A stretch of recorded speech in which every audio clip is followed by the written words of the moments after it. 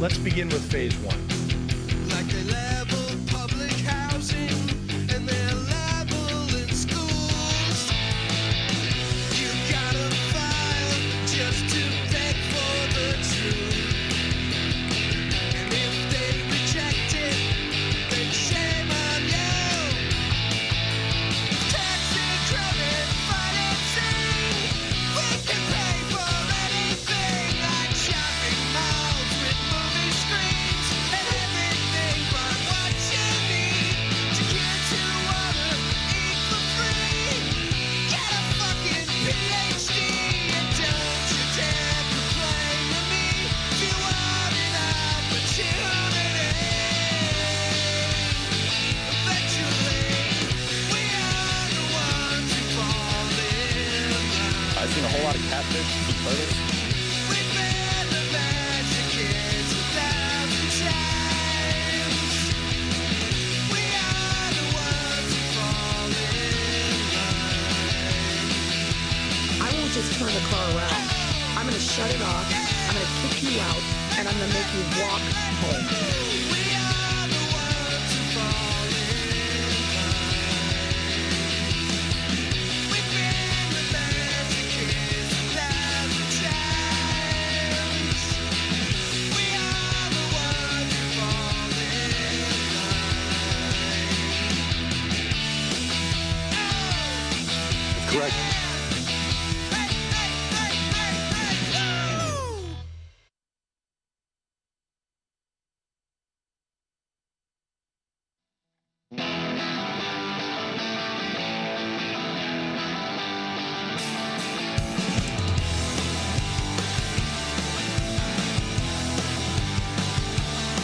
There's a car ride happening right now. Everything's about to blow. They got face shields and baby blue helmets on like it's 1968 together. That swinging billy club, taking out some kneecaps. Man, I guess taking a knee was a little too uppity for their taste. Been a long time coming. If you didn't see it coming, I bet you ain't paying attention. What are we doing now? What are you thinking about? What are you doing now? Now we've reached a new low, a new low, a new low, a new low. There's a crowd of people, 10,000, 12,000, 30,000, I don't know. If anyone's counting, they're taking a stand, draw a line in the sand. Yeah, that's right, we're gonna tell you how to do your job now. Set the fine line between safety and liberty. And it zigzags all over the map like a cancer. You can figure out a way to fix your history. Either way, it's already moving on past you. What are we doing now? What are you thinking about? What are we doing now? Now we've reached the new road. What are we doing now? What are you thinking about? What are you doing now? Now we've reached a new low, a new low, a new low, a new low,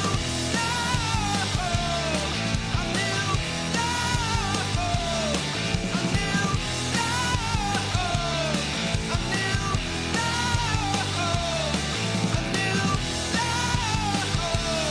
a new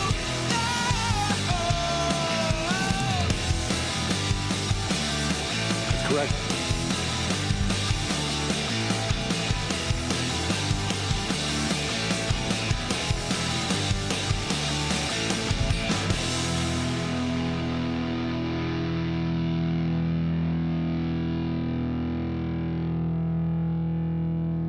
That's Michael Girardi.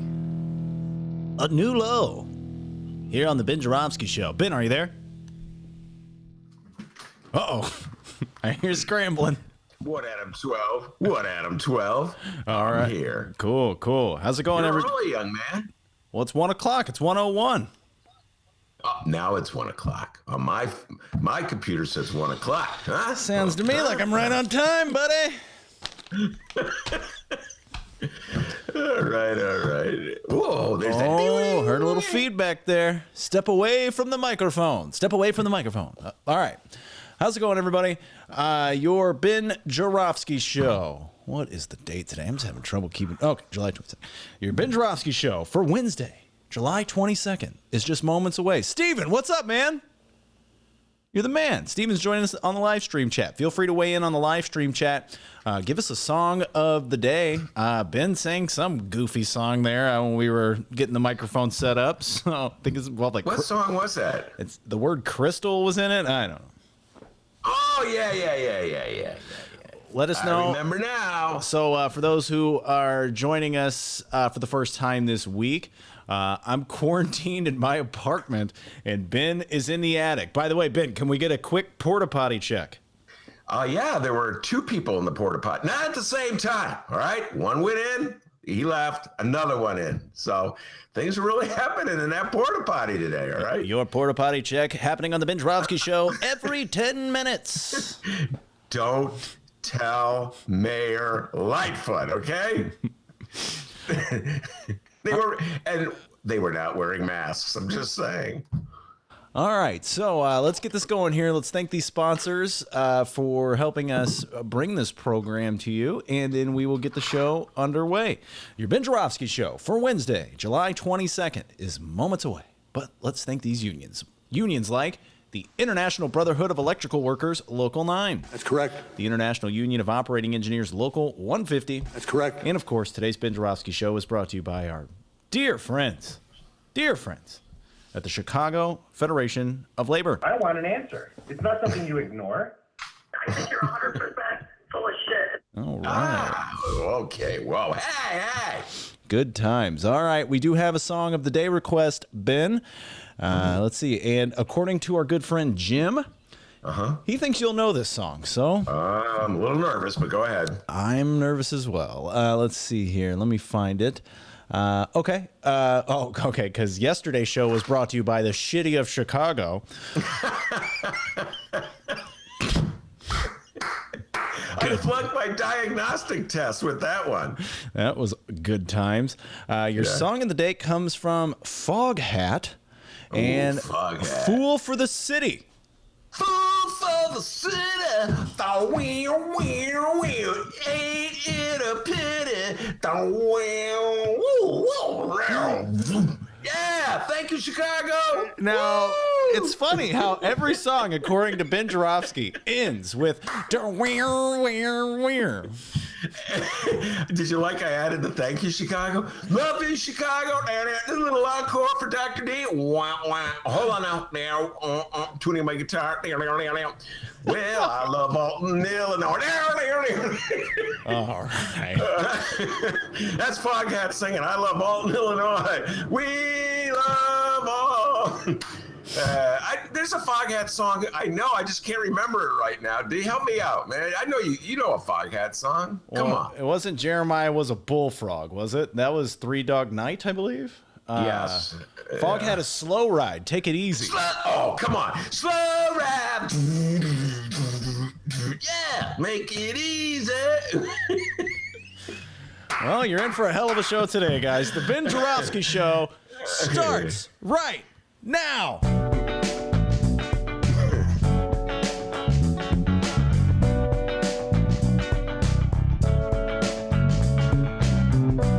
It is Wednesday, July 22nd.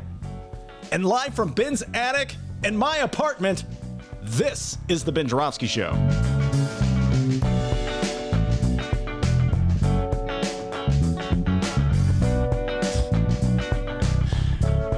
Today on the program, it's the return of legendary Chicago journalist, the mighty Monroe Anderson.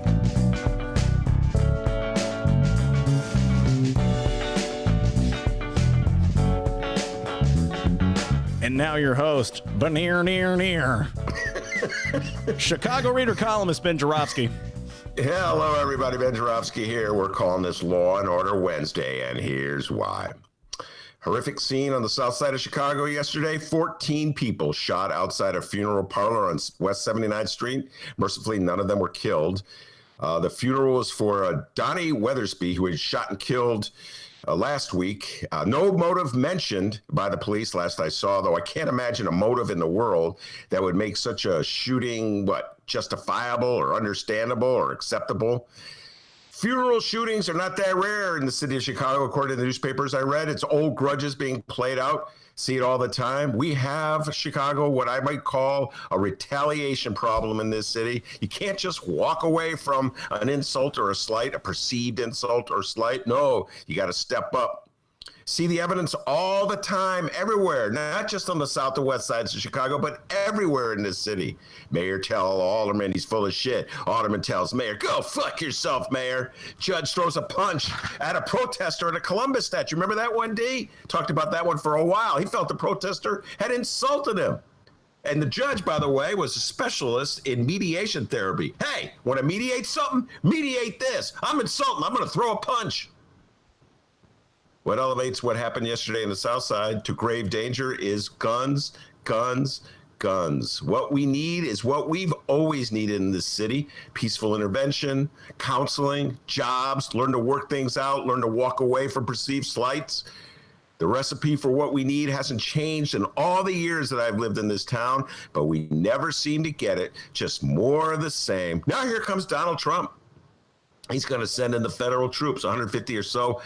Everybody knows this is a political stunt. Well, maybe not everybody. I just read an editorial in the Chicago Tribune. I don't know why I read editorials in the Chicago Tribune, D. I don't know why I read them. I don't know either, but it makes great content for the show, so keep it up.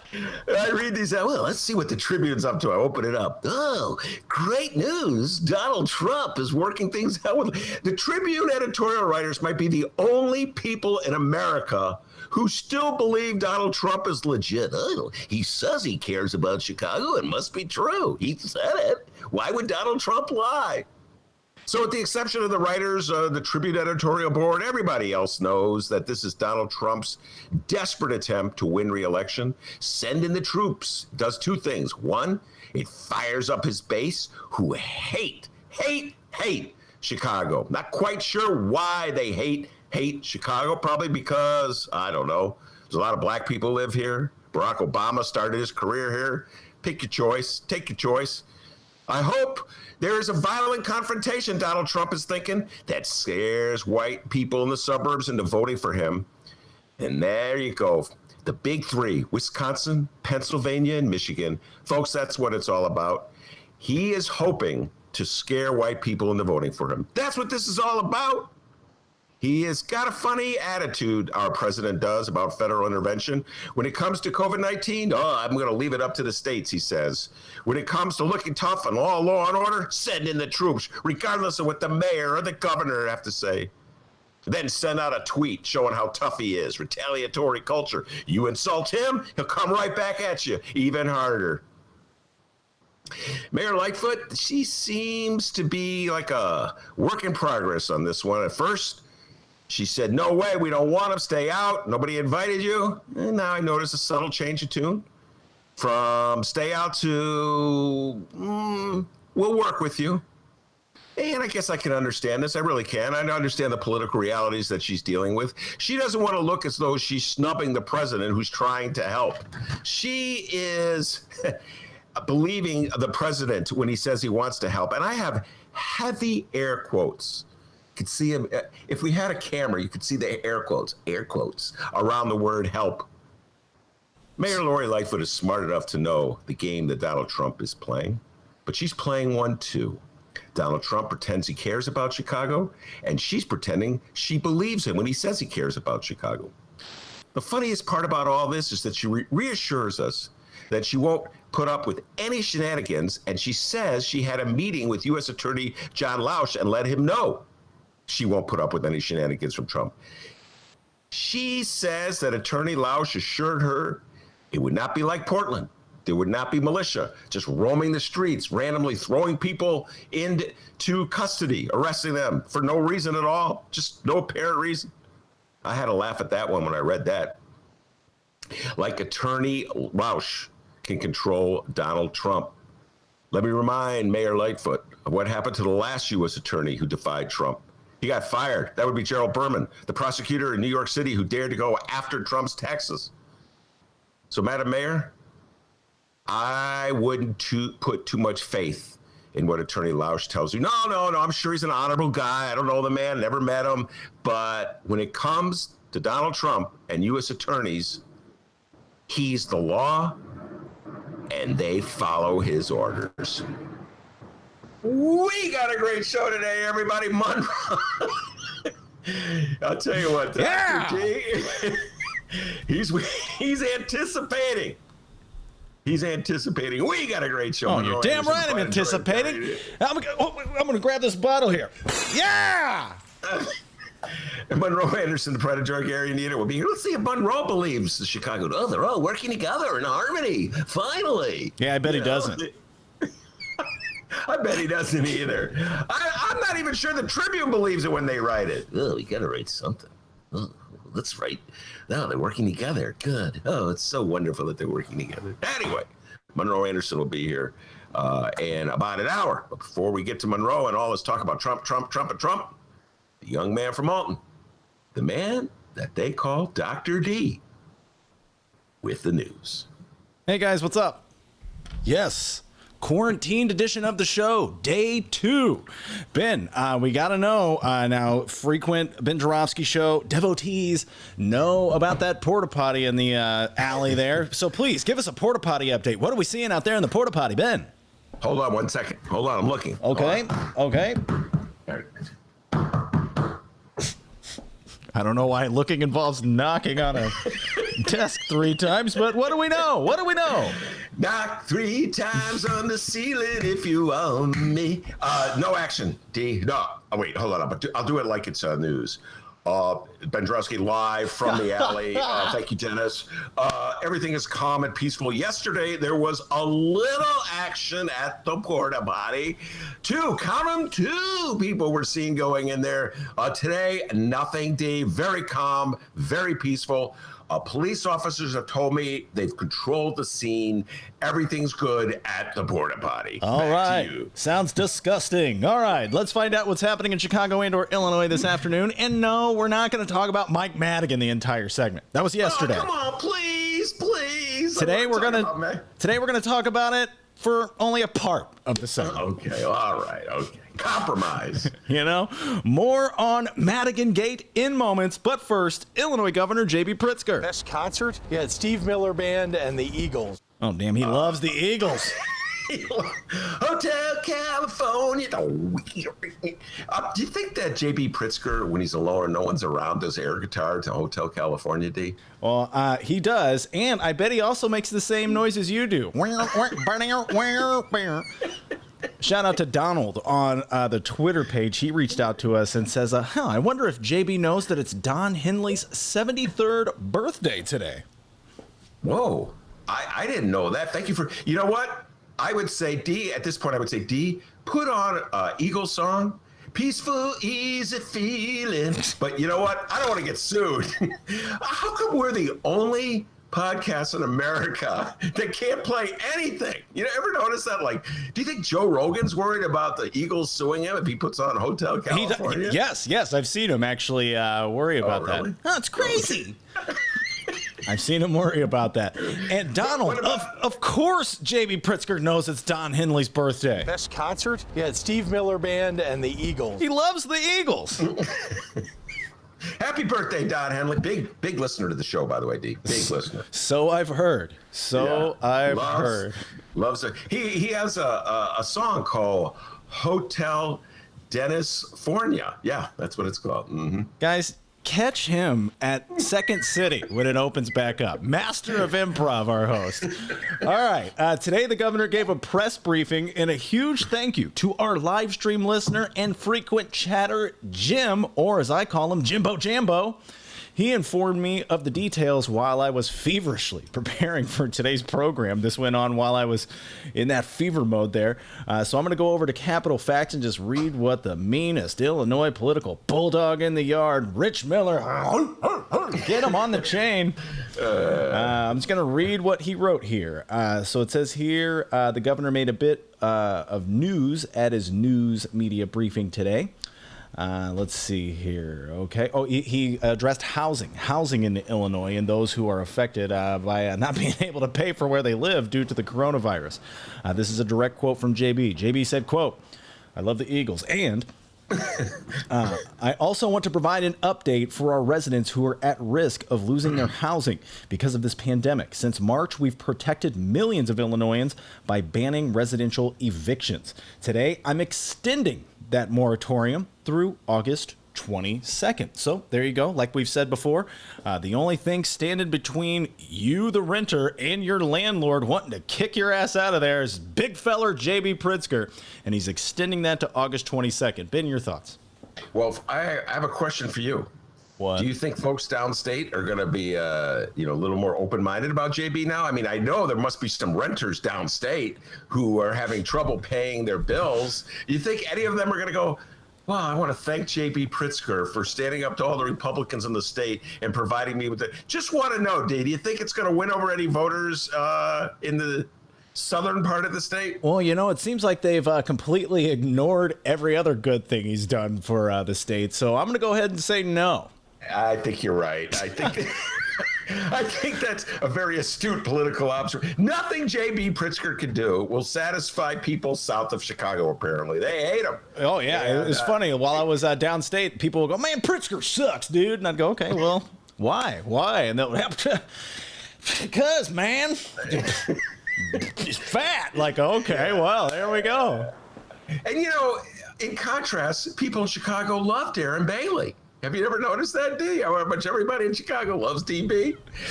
We welcomed him to our town not too long ago. The state representative Darren Bailey, the pride and joy of Clay County, and the public face of the Republican Party in Illinois.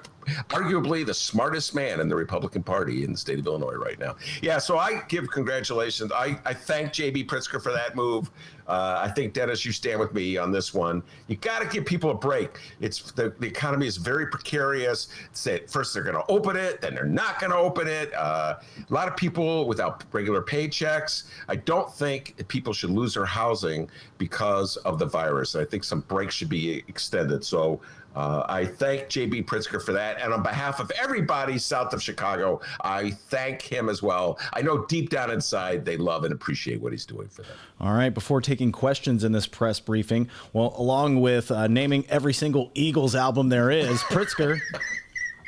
But guys, Best concert? Yeah, it's Steve Miller Band and the Eagles. Loves those Eagles.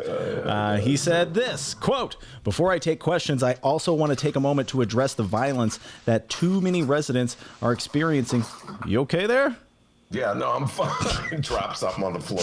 It's all good. It's all good. I can't see you, so I just got to, look after you here. All right. He said here, quote, "Before I take questions, I also want to take a moment to address the violence that too many residents are experiencing in their communities. As governor, I have and will continue to invest in communities that have been neglected for far too long. Earlier today, I also spoke to the head of the Chicago office of the FBI to convey my long-standing position. I welcome legitimate resources from the federal government to reduce violence and help our residents stay safe. That can mean getting illegal guns off the street or investigating criminal enterprises. And I welcome the support for our local and state efforts to reduce crime. But let's be clear, that also means we must invest in our schools, in our physical and mental health services and workforce development programs that build up opportunity where years of disinvestment have hollowed it out. If you want to fix a problem, you start with the roots of the problem." Ben, your thoughts? Well, first of all, I agree with him. Obviously, I just got finished saying the same thing about mental health services and counseling, et cetera, and so forth. But the big problem in the city of Chicago is that there's too many damn guns out on the street. Everybody knows that. It's been the situation for years and years in Chicago. And listen, the notion of J.B. Pritzker or Lori Lightfoot turning to the White House or the Republican Party in Washington for help on this front is ludicrous. I know how we could deal with this. You take away the immunity that gun manufacturers have from the consequences of what happens when people just get guns and start shooting them. You start holding them accountable for the carnage their weaponry causes, and then you'll probably see them taking strong actions to reduce the proliferation of guns. But nope. Republican Party will not go in that direction. And so here we are. We are a country that loves our guns. We love our weaponry. So we settle our disputes by pulling out the heavy weapons. And so I don't know how we're really going to get to the root of all of the problems in the city of Chicago with the shootings and the murder, et cetera, as long as guns are so readily available. And again, we've all known that. I can remember anti-gun rallies in the city of Chicago from the moment I moved here in the early 80s. Nothing ever changes. Big problems become big problems when you let small problems sit. All right, Pritzker was then asked about the Portland issue in his conversation with DHS. Pritzker said, quote, "The acting Secretary of Homeland Security did not return my phone call and said that he would not over the next 48 hours. So that's what's happened in that call yesterday. I have worked tirelessly over the last few days, speaking with not only the mayor, but the attorney general to coordinate activities that we might engage in. If we need to push back on some force of the federal protective services that might arrive, the kinds of issues that are on the ground in Portland. And so we're talking about that, working that out. We are hopeful that will not be the case." It says here, "We know that the ATF, the FBI, the DEA are coming to and are in Chicago, engaged in activities to help our local law enforcement. The state police are engaged in that. Chicago police departments across the state, in fact, are engaged in that, and that seems like legitimate activity to go after criminal enterprises, and I encourage that. We need to get violence and criminal enterprises shut down."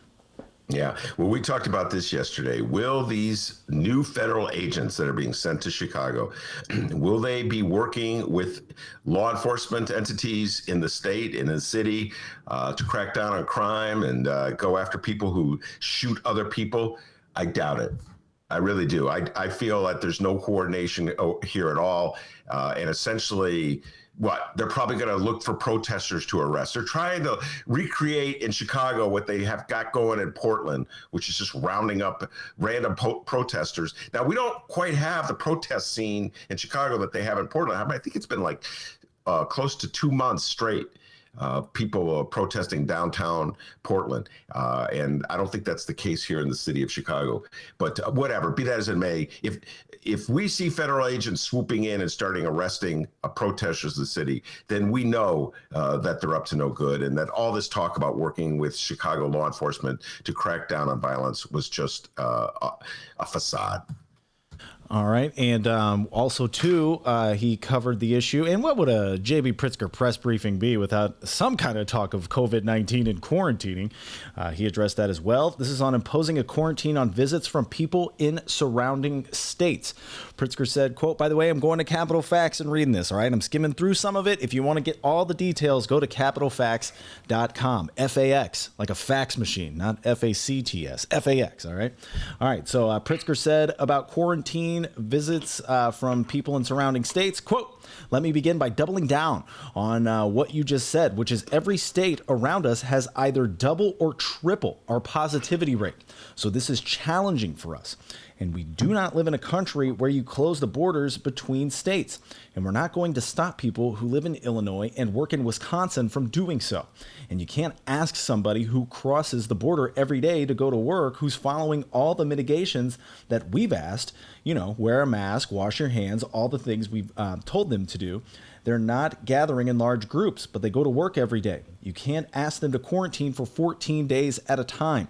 So that's not something that we really can do.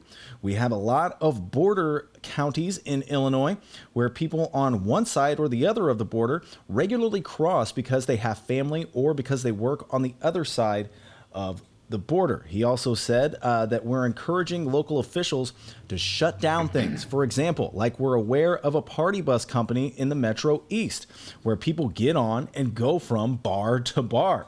Well, guess what happened? Somebody on one of those party buses either contracted it along the way or had it when they went on a party bus and spread it to the locations that they went to. So the local officials have to be asking themselves, how do we cut down the spread?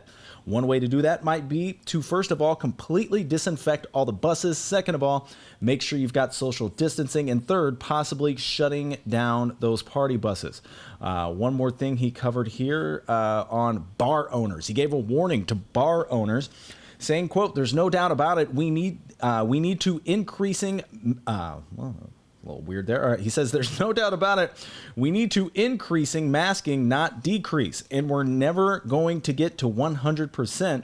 But that's our goal anyway. We want everybody to wear a mask. Everybody who's medically able and old enough to be able to keep a mask on." But the other thing I'd point out is that you are able, let's see here, able to open things up. What happens is some bar owners, for example, go beyond the capacity limits that we've allowed. And that is when you really run into trouble because it's already difficult enough in bars. Guess what that's it. Ben, your thoughts. Well, was rambling a little bit there, but and I was reading it. Yeah, but look, we all know what's going on. We talked about this yesterday. If Illinois is only as safe when it comes to COVID in relation to the states around it. So we saw this happening about 2 months ago in Wisconsin. The Supreme Court of Wisconsin struck down the governor's order that bars be closed. They opened up bars immediately. Shia Kapos wrote about it. All the people in Illinois flocking to Kenosha to go to the bars. Well, that's going to affect the spread of the disease in Illinois. It's just a reality. And Pritzker's absolutely correct. The same thing we talked about this yesterday. Metro East, St. Louis, Missouri's wide, lot more latitude in Missouri than Illinois regarding mask wearing and social distancing. So it's going to spread from Missouri. You can't. This gets back to that question that somebody asked Pritzker months ago. It was someone from downstate who was saying, "Why don't you just quarantine Chicago? Just put this police guard around the city of Chicago and suburban Cook County to keep anybody from coming in or going out of Chicago and infecting the rest of the state," as though the disease wasn't also in Missouri or Kentucky or what have you. So this notion that somehow or other that you can have vastly varying forms of orders regarding staying at home, wearing masks, social distancing, and not have the disease spreading, you're fooling yourself. And so ultimately, I think it strikes at the lack of like a federal plan or a national plan. That's been clear from the get-go. So I have a lot of sympathy and empathy. I've said it all along for J.B. Pritzker. I think he's struggling with this. We joke about the difference between downstate and upstate, but it's a real thing. There are people downstate that don't take the virus as seriously as people upstate. I'm trying to say it as nicely as I can, D. Thank you. And thank you. I'm trying to say it as nicely as I can, just straight up. That's a statement of fact. And Dennis was telling me so many stories about when he went down to Alton that verified it, that borne it out, that just the attitude that folks have downstate is just drastically different than they have up here. And even up here, it's not like we're la-la land. There's a lot of people rushing to the bars. It's as though the virus doesn't exist. So obviously, I hate to say it, but if you want to control the spread, you got to do something about the bars and the bar culture, because that is playing a big role in this, clearly. And J.B. Pritzker's in the middle of it. How do you protect the people of Illinois without instigating a counterattack, a counter-rebellion from Southern Illinois? I don't think you can. As Dennis pointed out, there's a lot of opposition to J.B. Pritzker throughout the southern part of the state. It's as though the virus doesn't even exist. Pritzker sucks is what the signs say, and they put him on their lawn. They're angrier at Pritzker than what? Than Donald Trump or any Republican. They support Darren Bailey in lawsuits that try to tie Pritzker's hand. So, yeah, he's in a very tough position. He has been from the get-go. And I frankly, D, until we get a vaccination for this thing, I don't see us escaping this pandemic until we get the vaccine. It just doesn't seem like this country is capable of coming together and having the discipline and the patience to act responsibly. So there you are, our daily update there on Governor J.B. Pritzker. Best concert? Yeah, Steve Miller Band and the Eagles. Yeah, we know, dude. You like the Eagles. All right, now, there's the brown line. Yeah, man. We take a hit every time you hear the brown line. All right, Madigan Gate, let's go. All right, we have two things that we want to talk about on Madigan Gate. Ben, for those who may be, maybe living under a rock for the last few days, just explain briefly what Madigan Gate is. All right, really briefly, Michael Joseph Madigan, the House Speaker, the most powerful Democrat, or used to be the most powerful. I say Pritzker is more powerful than them, and you can argue that Lori Lightfoot's got more power than them. Anyway, he's the chairman of the Democratic Party, and he's been around forever. Machine Democrat from the Southwest side. And yes, last Friday, we've been talking about it ever since. Commonwealth Edison pled guilty and agreed to pay a $200 million fine for essentially bribing Madigan, or attempting to bribe him by putting his cronies on the payroll, giving contracts to his buddies and friends. That's what Commonwealth Edison has said. The U.S. Attorney Lausch, I just referred to him a little while ago, was the one who made the announcement about the deal that he cut with Commonwealth Edison, where they agreed that they had attempted to, they owned up to putting these folks on the payroll and agreed to pay a $200 million fine. Madigan says he did nothing wrong. Ultimately, he will be vindicated. And it doesn't seem as though the Democrats are in any hurry, D, we'll probably get into this, any hurry to dump him. Not in any hurry at all to dump him as their House Speaker, or party chair. So that's Madigan Gate right there. That's just, by the way, that's just one aspect of Madigan Gate. There's also his property tax business, which I guess is property tax gate. There's a lot of Madigan Gate out there. Michael Joseph Madigan, Speaker of the House. Yeah, we're learning that these Democrats know where their bread is buttered, so to speak, in the last few days here. All right, so more Madigan Gate here. We're going to read a piece from the Chicago Sun-Times' Mark Brown. He recently wrote a great piece here. Yes, guys, when he's not going up and down Cricket Hill 15 times, rumor has it he made it to 20, he's putting some of the best damn editorial work out there in the city of Chicago. So we're going to read this Mark Brown piece. Mark Brown writes, just before 7 a.m. Friday, only a few hours before federal authorities took the wraps off their big investigation of Commonwealth Edison and House Speaker Mike Madigan, the doorbell rang. Ben, what's that sound like? Ding dong. Awesome. Ding dong. Hello. Ding dong. Wait, did they knock at the door? Hold on.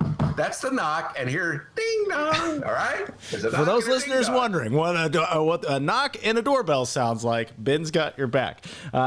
So once again here, just before 7 a.m., only a few hours before federal authorities took the wraps off their big investigation of Commonwealth Edison and House Speaker Mike Madigan, the doorbell rang at the McKinley Park home of State Rep. Teresa Ma. Now, Ben, help us out here. What would Teresa Ma have to do with the investigation into Michael Madigan, Commonwealth Edison, and Madigan Gate? Well, I would not know, actually, if you had not told me about this column, and I dutifully read the column, and folks would go, what, Ben? It took Dennis telling you about a Mark Brown column for you to read it? Don't you just read it automatically? Yes, I do. Excellent question. Just want to point out that it wasn't in my beloved Bright One. Home delivered, okay? Can you show those listeners that newspaper, actually? Gee, here's breaking news. I don't know if you knew this, but there's a delay, okay? So if you get the newspaper, sometimes the news is old, whereas they update the internet all the time. And so Dennis, of course, a millennial, go, Ben, did you read Mark Brown's column? I go, no, Dennis, no. What you don't understand is that it wasn't in the newspaper, okay? No. And then he led me to it. And so I wouldn't have known if he hadn't done that. But anyway, I know all about it now. We talked about this scam and scandal. It was about 6 months ago. We were obsessively talking about, I think Danny Mahopoulos was in the studio from BEZ. He shares my obsession with, this is Chinatown property deals, Alderman Danny Solis, former Alderman Danny Solis, Alderman Ed Burke, Michael Madigan, everybody's involved in this scam one way or another. So I would not have known, D, what Teresa Ma had to do with this if you hadn't alerted me to Mark Brown's column. And the connection she has is that her district includes Chinatown. And so as a result, they were asking her what she knew about this deal that went down. And let me just make this clear, okay? Theresa Ma was not even the state rep when this deal went down. When Dennis is going to give you some of the details. She got elected, I think, in 2016, I want to say. I'm doing this off the top of my head. So this is long before she came on the scene. I don't know why the FBI was knocking on her door, or excuse me, ringing the doorbell at 7 a.m. You know, I don't know why they were trying to intimidate her. She did nothing wrong. She's not even vaguely connected to this scandal. So why they couldn't just ask her to come on in, you know, show a little respect, but no, ding dong, you know, right there. I'm hoping the FBI one day goes up to the White House, ding dong, and asks Donald Trump to answer a few questions. How about that? You got to go through like 20 layers of lawyers before you get to Donald Trump. But no, they're tough when it comes to Theresa Ma. By the way, you're welcome for reminding you of the internet. He'll always go, D, I'm always the last one to know, man. I'm always the last one to know. And then he'll go, man, I only read the newspaper. He's yet to connect those two. One day we'll get there, guys. One day we will get there. All right. Now I think you may be on to something there. Now, I would like to read the beginning of Mark Brown's column because it is very well written, and I think it would make for some potentially decent podcast content. Fingers crossed. So here we go. Mark Brown writes, Theresa Ma was awake, but still in bed. Her husband was up and just starting to make coffee. She assumed it was a delivery driver and shouted to her husband to get the door, but he was already on the way to answer the intercom. Who is it? He asked. FBI, came the answer. They asked to speak to Theresa Ma. That will make you wake up in a hurry. He says, I got this story directly from Theresa Ma, a Democrat completing her second term in the Illinois House. She told it in the way that only a person with a clear conscience can tell it. So I thought that was very interesting, very well written, Mark Brown. Now, let's give Mark a shout out. It is a well-written opening. Yay, I'll tell you what. Once again, Mark Brown scoops me, D. I'm getting a little irritated with this, okay? How come Theresa Ma didn't come to me with that story? We can put her on the air, right? Well, I heard you tried emailing you, but you didn't answer. She could write a letter, okay? The U.S. mail works. Anyway, good job, Mark Brown. All right, I don't believe you went up Cricket Hill 15 times, but yeah, heck of a writer, and you did a good job on this story. Great opening. With that Cricket Hill thing. Come on, Mark. Come on, Mark. Find him on Cricket Hill. It's Mark Brown. All right. Shout out to Steven on the live stream chat. What is happening, good sir? He asked a great question. You just brought up Alderman Ed Burke. Yes. Steven asked, where in the world is former Alderman Danny Solis? That is a great question. Danny Solis, I always joke, is in witness protection. I don't know where you're going to go with this, D. Let me just back up. This is a very compelling story for Chicago corruption geeks, which I am one. Mark Brown is another one. Tim Novak at the Sun-Times is the third one. Danny Malopoulos. There's a group of us who are really obsessed with Chicago corruption, political corruption. So Danny Solis, as Stephen was pointing out, is the former alderman of the 25th Ward. This was the meeting. All right. So what the FBI was asking Theresa Ma about, D, I think I'm getting ahead of your story here. Maybe I should. No, that's it. Go ahead, bro. I was going to move on to something else. All right. So what they were asking Theresa Ma about is what she knew, if anything, about a meeting that took place in 2014. I think it was in Michael Madigan's office. I want to say, I'm doing this off the top of my head, but there was Danny Solis who brokered this. He had brought a developer who wanted to develop a plot of land in Chinatown. He brought him to Michael Madigan, and the idea was that if that developer hired Michael Madigan to be his property tax lawyer, I don't know, it could help get the deal approved, if you know what I'm saying. You know, that's how Chicago works. We were talking about this with Commonwealth Edison a little while ago.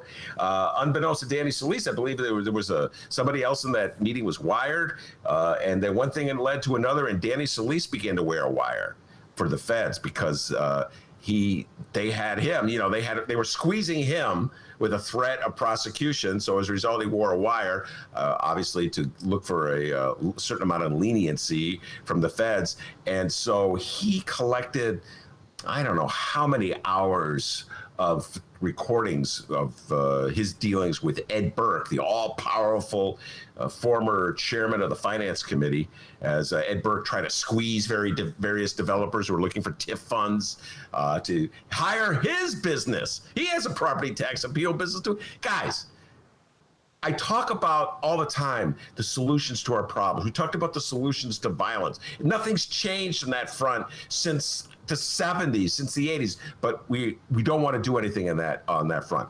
How about dealing with, I don't know, the conflict of interest, the inherent conflict of interest when all powerful aldermen and House speakers get to run property tax appeal? You think we might want to deal with that one, D? Anytime? Nope. Can't deal with the problem. Let's just have these, every now and then have an investigation and a scandal. It gives us something to write about and talk about. But wouldn't want to deal with the problem. Danny Solis collected all those recordings on Ed Burke, and as Stephen was pointing out, when word broke that he had been collecting these, when word broke that he'd been wearing a wire, and all the other aldermen in the city council were outraged. Here they go, classic Chicago. This is so Chicago. They weren't outraged that Ed Burke was using his power as finance chair to squeeze TIF recipients into hiring his law firm. No, they were outraged that Danny Solis was wearing a wire. Why, that rat. Everybody's got like this mobster mentality, just like Donald Trump. It's so prevalent. We wonder, why do we have a retaliation problem in the city of Chicago? Why do we have people in the city of Chicago acting like mobsters and gangsters? I don't know. Maybe it's because everybody in Chicago acts like a mobster and a gangster, including our elected officials. Oh, that little rat was wearing a wire. How dare he? All the aldermen were madder at Danny Solis than they were at Ed Burke. And it's your city, Chicago. By the way, D, I'm saying it over and over again to prove that I can say city of Chicago. Not like yesterday. There we go. There we go. Huh? Let me tell you something about radio, D. Okay, I'm going to tell you something right now. Please, tell me. Okay? You're a rookie, okay? I'm going to tell you a little something. It's like a horse. You fall off that horse, you got to get back on that horse, huh? Get on that horse, all right? Yeah, for those who missed it. Me. Oh, yeah, sure. Go ahead. We live in the city of Chicago. The city of Chicago. Say that 10 times. Well, I don't need to. City. You do. For those listening and missed yesterday's show, Ben said shitty of Chicago like 5 times. Okay, wait a minute. That's an exaggeration. I only said it 3 times. All right. So ever since then, I've been practicing. I go up to my wife. She goes, "How was your day?" I was fine. Did you know that we live in the city of Chicago? No, I guess I knew that, but why are you saying that? But, based on that Danny Solis piece you just did there and Madigan and all this other shitty of Chicago kind of sounds good. So let me go back to what Stephen said. I forgot. So, yes, from the moment that Danny Solis, he didn't reveal it. From the moment that it was revealed that he was wearing the wire, he's disappeared. I joke he's gone into witness protection. He stopped going to city council meetings. He was not running for re-election. Remember this one? Oh, Stephen, I know you'll remember this one. Oh, it's bringing back memories, D. It's flooding me with memories. Out-of-town listeners, this is what you miss when you don't follow Chicago politics obsessively. Before the word broke that he was wearing a wire and secretly recording Ed Burke because the feds were squeezing him, all right, for his own malfeasance. Before the word broke, Danny Solis announced that he decided after many years in the city council representing the good people of the 25th Ward, that would be Chinatown and Pilsen, much of the same area that Theresa Ma represents, that he had decided he was going to step down so he could spend more time with his family. Remember that, D? I think he wanted, I'm mixing him up with Cullerton. One of them wanted to spend more time with the grandkids. Oh, that was Cullerton, and you believed him. Yeah, why not? But didn't Solis want to spend more time with his I just want to spend more time with my family. I've given so much to the people of Pilsen. I just have to spend more time with my family. It's time I think about myself and my family as opposed to people. This is what he said. And Mayor Rahm the man you elected as your mayor, Chicago, twice, not once, but twice, he was like, oh, I really want to thank Danny Solis for his outstanding contributions to the city of Chicago and the 25th Ward, and really hope that you enjoy the time with your family. Then, of course, when the story broke that Danny Solis did not step down to spend more time with his family, but he probably stepped down because, I don't know, he was facing some kind of federal indictment and was wearing a wire. You couldn't hear a peep out of Rahm. Mr. Mayor, what about Danny Solis? I have no comment. I'm really busy. I just imagine I imagine someone driving to Illinois right now, about to move with all their stuff in the truck, listening to the show, going, oh, okay, maybe we should just turn around. Maybe we should just find another place to live here. We have two problems in the city of Chicago. Nice. Big problems that we never address. One, our retaliation culture. If someone punches you, you got to punch him back twice. Can't just walk away. And the other problem is everybody's a wheeler and a dealer, cutting deals, one step ahead of the man. So smart, they're stupid. And that is two big problems in the city of Chicago. I'm proud of you, buddy. All right, shout out to Jay Marie. Shout out to Jay Marie on the live stream chat. She says, I saw Danny Solis working at Sbarro's at the DeKalb Oasis. Okay. No, you probably did, though. No, somebody saw him. I think there was a picture of him at a Social Security office. I have this memory, and I don't know where I saw that picture. Well, I know it wasn't the internet. It was my beloved Bright One, home delivered every day. D, you get all the news you need in the Sun Times home delivered. All right, you may get it a little late, but you're gonna get it. All right. So I would have read Mark Brown's column tomorrow, and I would have said, gee, did you see this great column by Mark Brown? And then you would have said, what? He finally acknowledged that he never went up Cricket Hill 15 times? No, not that. Therese Ma. All right, Mark, we're on to you on that Cricket Hill thing. Have you guys ever wondered why Mark Brown hasn't been back on their show? I think it's the Cricket Hill thing. All right. Yeah, damn you, boys. All right. I don't think that sounds like him at all. But anyway, one more Madigan Gate thing here. We got a lot of curious listeners, apparently, Ben. We got a question on our Facebook page involving what we're now calling Madigan Gate, and I must throw it to you. Right now, on the Ben Joravsky Show Facebook page, at Benny J Show, BENNY, the letter J Show, a simple question. Mike Madigan, guilty or not? Feel free to weigh in. Head over there on the Facebook page at Benny J Show. Give us your answer, and we will more than likely read them on the program. Our Facebook friend Sharon gave us her response. Now, she didn't give us a guilty or not guilty answer, but she did say this. And maybe this is a good question. Maybe it isn't. We won't know until we ask you, Ben. She says here, can we go straight to where's Lisa? Lisa being Lisa Madigan, the adopted daughter of Illinois House Speaker Mike Madigan, who surprisingly retired as Attorney General in 2018. Ben, we really haven't heard much from Lisa Madigan in about 2 years. I looked it up. She's a law professor these days. But Ben, when it comes to all this damn dirty corruption, where's Lisa? Yeah, she's teaching law. Presumably, she's teaching ethics.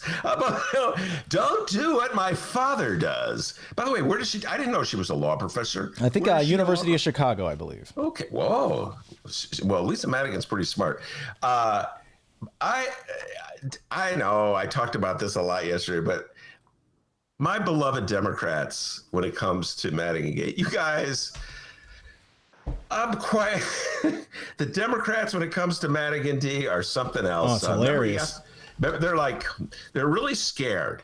Their primary concern is that they don't want to say anything that will offend Michael Madigan because maybe he'll still be around in a year. Right? On the other hand, it's pretty unseemly for Commonwealth Edison to be admitting that they hired Madigan's cronies, put him on the payroll, gave him contracts with the notion that he would favorably respond to their legislation, their appeals for rate hikes. So, it's kind of like an interesting balancing act. Yeah. So they're really trying hard to act like they're really concerned. And they'll say things like, well, if very disturbing news coming out of the attorney's office. And of course, there's a presumption of innocence in our country. That is what makes our country such a great country. But I'm going to assure you this right now, Dr. D. I'm telling you right now, if this wrongdoing should turn out to be true, then I am going to ask Michael Joseph Madigan to step down. I'm like, what? Oh, whoa. Can we rewrite Profiles of Courage and add new chapters for the Democrats in Illinois and Chicago? Guys, if the allegations of wrongdoing turn out to be true, guess what? He's probably going to jail. Ugh. He's not going to be speaker anymore. Then you can look really brave. Although, I don't know, there may still be some Democratic legislators in the state of Illinois, D. If Madigan were to go to federal prison, I still believe one is innocent until all the appeals are exhausted. So I am still supporting Michael Madigan as House Speaker, even though he's in Leavenworth right now. But Profiles and the Republicans, don't get me started on the Republicans. They're so happy that the feds are going after Madigan because that gives them something to talk about other than the fact that the feds are going after their guy, Mr. MAGA, Donald Trump. So I believe the Republicans are all outraged by corruption and Michael Joseph Madigan and the Democrats when I see them stand up to corruption regarding Donald Trump. I actually think the Democrats show more courage in addressing Michael Madigan's corruption issues than Republicans do toward Donald Trump. Republicans won't even acknowledge that Trump did anything wrong. They'll be like, that's fake news, isn't it? I saw on Fox that he didn't do anything. I love MAGA. Law and order. What was that last thing he said? Law and order. Oh, law and wear order. a mask. Darren Bailey. Come on, Republicans. You're even bigger cowards than the Democrats. And Steven on the live stream chat, dude, I love you. You keep our host on his toes here.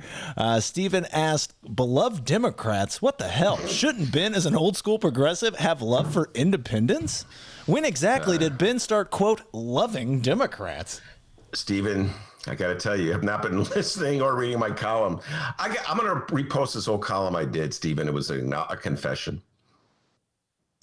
I've been voting Democrat since the 1970s. Every now and then, I voted independent. I voted Green at times. I voted for Green in 2006 for governor. I'm going to get the man's name correct. This is a tough name for me to say. Rich Whitney. Whew. That's correct. Yes. Whoa.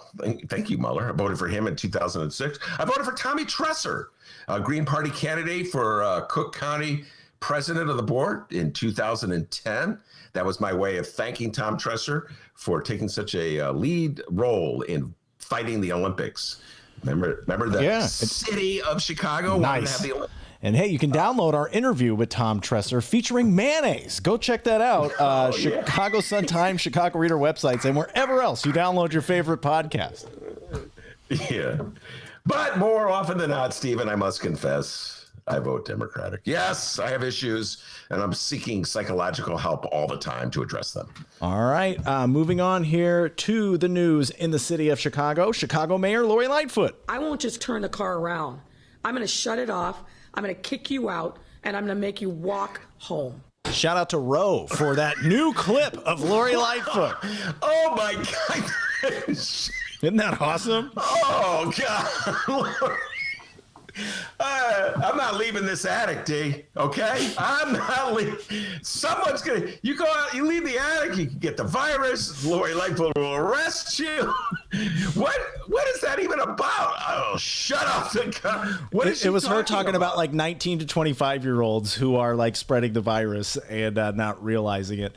And she said, like, now a lot of people say, I don't know, I can't remember what it was, but Ro, you're awesome. Thank you so much. She sent me that. Yes, from the woman who brought you the infamous Ben Joravsky show clip. We will shut you down. We will cite you. And if we need to, we will arrest you and we will take you to jail. Comes her latest hit. I won't just turn the car around. I'm going to shut it off. I'm going to kick you out, and I'm going to make you walk home. Kick you out? Oh, my goodness. Oh, we're going crazy. This COVID-19 is driving people insane. Kick you out. What is Lori Lightfoot just going to be like running roadblocks? By the way, she's another one. She's really tough with people in cars with COVID. But you ever heard Lori on the subject of Michael Joseph Madigan? Well, I'm very disturbed by the allegations that I've read in the newspaper. Did I tell you I am dedicated to law and order in the city of Chicago? Man, she's another one. Hey, Mayor, you want to go for a car ride? I won't just turn the car around. Okay. I'm going to shut it off. Wow. I'm going to kick you out, and I'm going to make you walk home. Oh, I didn't do anything. Make you walk home? What? But I don't understand why is she? Help me out, Dave. I'm missing something here. I know you can help me. Why sort of. What has walking home got to do with the spread of? All right, I'm going online now, and I'm going to pull the clip. Hopefully, you can hear this here. Shout out to Ro once again. Ro, you are awesome. She sent us this. She told me where the clip was and all that. And yeah, this is Lori Lightfoot. This came from the New York Times, I believe. I gotta find it here. Yeah, we'll play the entire thing. I just took that one part because it was that's awesome. I'll have to do the deep dive on that one, D, and address it tomorrow. How about that? No need to worry about it. We can deal with that. Oh no, I got it right here. Just hang tight with me. I'm gonna play it. No, yeah, that clip is awesome. So many great clips from our mayor. And oh, by the way, she had the city council meeting today, and we have no updates on that. I tried pulling the audio, but turns out there's the beginning of it, which is public opinion. I don't know, kind of boring. And then I started going through the clips. I couldn't find it, so when we get updates, we will provide them when they're available. Here's Lori Lightfoot. Uh-oh, here we go. 30% of the new cases in Chicago have come from those who are 18 to 29. And we're seeing these increases across race and ethnicity and all over the city. And this should be the proof that you need. If you are in the 18 to 29-year-old cohort, you are catching COVID-19. You are getting sick. And you're not only putting yourself at risk, you're putting every single person that you come into contact with at risk as well. Some of you have joked that I'm like the mom who will tear the car around when you're acting up. No, friends, it's actually worse. I won't just turn the car around. Okay. I'm going to shut it off, I'm going to kick you out, and I'm going to make you walk home. That's who I am. So that was that. Okay, now I get it. I was literally like, it was like she was being like using a metaphor. Okay, that's what, it was like a metaphor, D. It was like a parable. She was, creating the scene where she's the tough mom. All right, and but she was not literally saying that teenagers with COVID, she's going to stop cars. And I get it. She was speaking metaphor. I'll tell you what, she's a poet at heart. Lori Lightfoot. She writes great poems. I don't know if you know that, D, but she writes poems. Oh yeah, metaphors. That might have been a haiku. Hey, Mayor, we're looking to get in a carpool going. What do you say? I won't just turn the car around. Whoa! I'm going to shut it off. I'm going to kick you out, and I'm going to make you walk home. But I'm wearing a mask. Good. Walk home anyway. All right. I'm going to repossess the car, and then I'm going to sell the car, and then I'm going to take the money that I get from selling the car, and I'm going to go to the movies. How about that? And you're not going to get to go to the movie. Huh? Did you think of that? No. Okay. Shut up. Sit at home. Oh, believe it or not, Jay Marie on the live stream chat. Not a fan of that performance there from Lori Lightfoot. Yeah, I'm not surprised. Jay Marie, not a big fan of Lori Lightfoot. We've learned that. You always have a home here on the Ben Joravsky Show, Jay Marie. All right, coming up a little later, I have a little more info here, but we're about to 2 o'clock with our interview with Monroe Anderson. You okay? Did you hurt yourself? Well, you didn't get to my favorite story of the day. Well, it's 1:58. Well, you know, Monroe's not going anywhere. No, Ben, we have a schedule we have to keep. And if you don't keep that schedule, I'm going to take that car, kick you out, and make you walk home. Tell you what, Dennis is getting tough. Ever since Dennis has been listening to these Lori Lightfoot clips, he's so hard on me. Ben, put your headphones on. Ben, I want you 10 inches away from that microphone. Hey, listen, butthole. We will shut you down. We will cite you. And if we need to, we will arrest you and we will take you to jail. That's correct. All right. Go ahead, though. What story is it that you wanted to... There was a couple stories, but we could get to them later. But I think my favorite story in the Bright one, and it was in the real newspaper, D. Yeah, the real one that is delivered every day. As opposed to what we read on the internet. Fake. Good point there. All right, here we go. Page 18. I don't know. I thought I sent this to you, but maybe I didn't. Kanye West files petition in Illinois. Kanye West, the birthday party, okay? Running for president. I don't know if you saw his, I don't know if it was a press conference. I don't know what it was, but Kanye clearly has got a lot None of us issues. know what it is. It's all confusing. But he is clever. I mean, his name of his party is the birthday party, which is pretty clever. But he filed. This is the part of the story that oh wait, hold on. I got to do it if I'm a newscaster. He filed 422 traditional paper sheets. So he's filing nominating petitions to be on the ballot. Now, if I'm Joe Biden, you have to take absolutely every third-party candidate serious. So they better be looking at these sheets, because if I'm Joe Biden, Joe Biden's people in Illinois, and I know, Stephen, you're going to get mad at me for saying this. I'm just saying, if I were Joe Biden, not that I am Joe Biden, I would look at these petition sheets. Anyway, West filed 412 traditional paper sheets with original signatures, according to a spokesman for the Illinois State Board of Education. Since West filed as an independent, he's required to turn in at least 2,500 signatures. All right. A review of the petition shows some page have one or two signatures, and signers come from counties around the state, like downstate Effingham and Lee County, which is west of Chicago. Not a lot of support for Kanye West's candidacy in the city of Chicago, D. The city of Chicago. I'm one proud producer. Or the county of Cook. That's because that's where the Democrats live, and they don't want Donald Trump to win. But downstate, it's a little different. Oh, yeah, we'll support Kanye West. Get him on in the hopes that Democrats will vote for Kanye over Joe Biden. But I don't know. When you turn in petitions where there's only like one or two signatures on a page, a little iffy if he's going to get that 2,500 for the birthday party. Yeah, and you said if you were Joe Biden, dude, if you were Joe Biden, you would be screwed on trying to do this quarantine edition of the Ben Joravsky Show. You wouldn't be able to figure out that USB microphone. Play the radio. Make sure the television, make sure you have the record player on at night. The phone, make sure the kids hear words.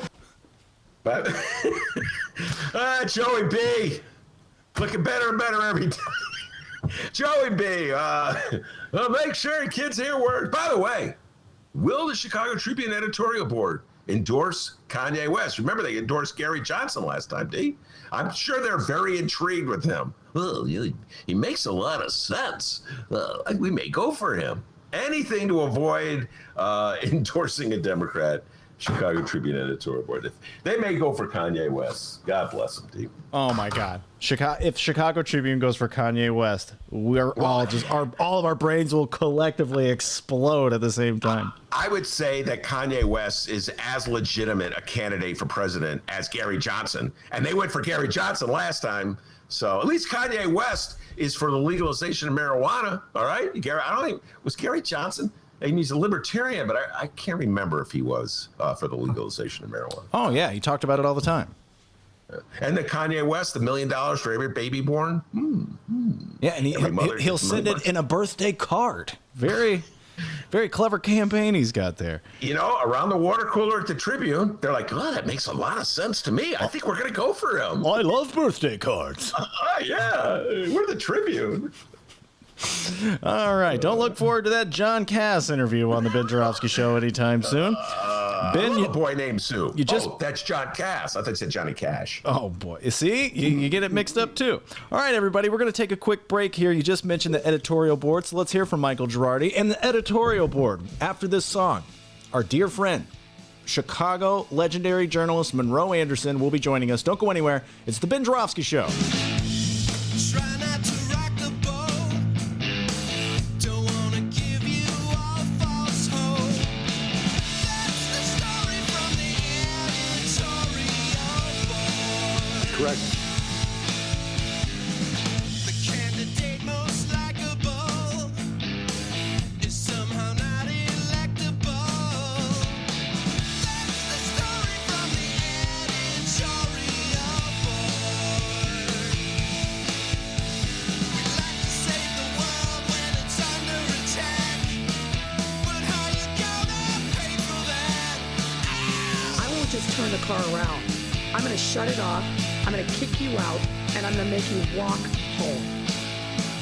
When people want proof that the world ain't flat, we'll just give them their money back.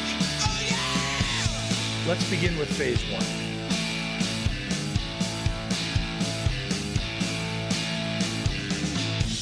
We heard what you wanna do. Now we'll tell you what's best for you. That's the story from the editorial board. Correct. A little tip for the working man. Your employers are all our friends. That's the story from the editorial board. That's the story from the editorial board. We'd like to save the world when it's under attack, but how you gonna pay for that? I don't want an answer. It's not something you ignore. I think you're 100% full of shit. When people want proof that the world ain't flat, we'll just give them their money back.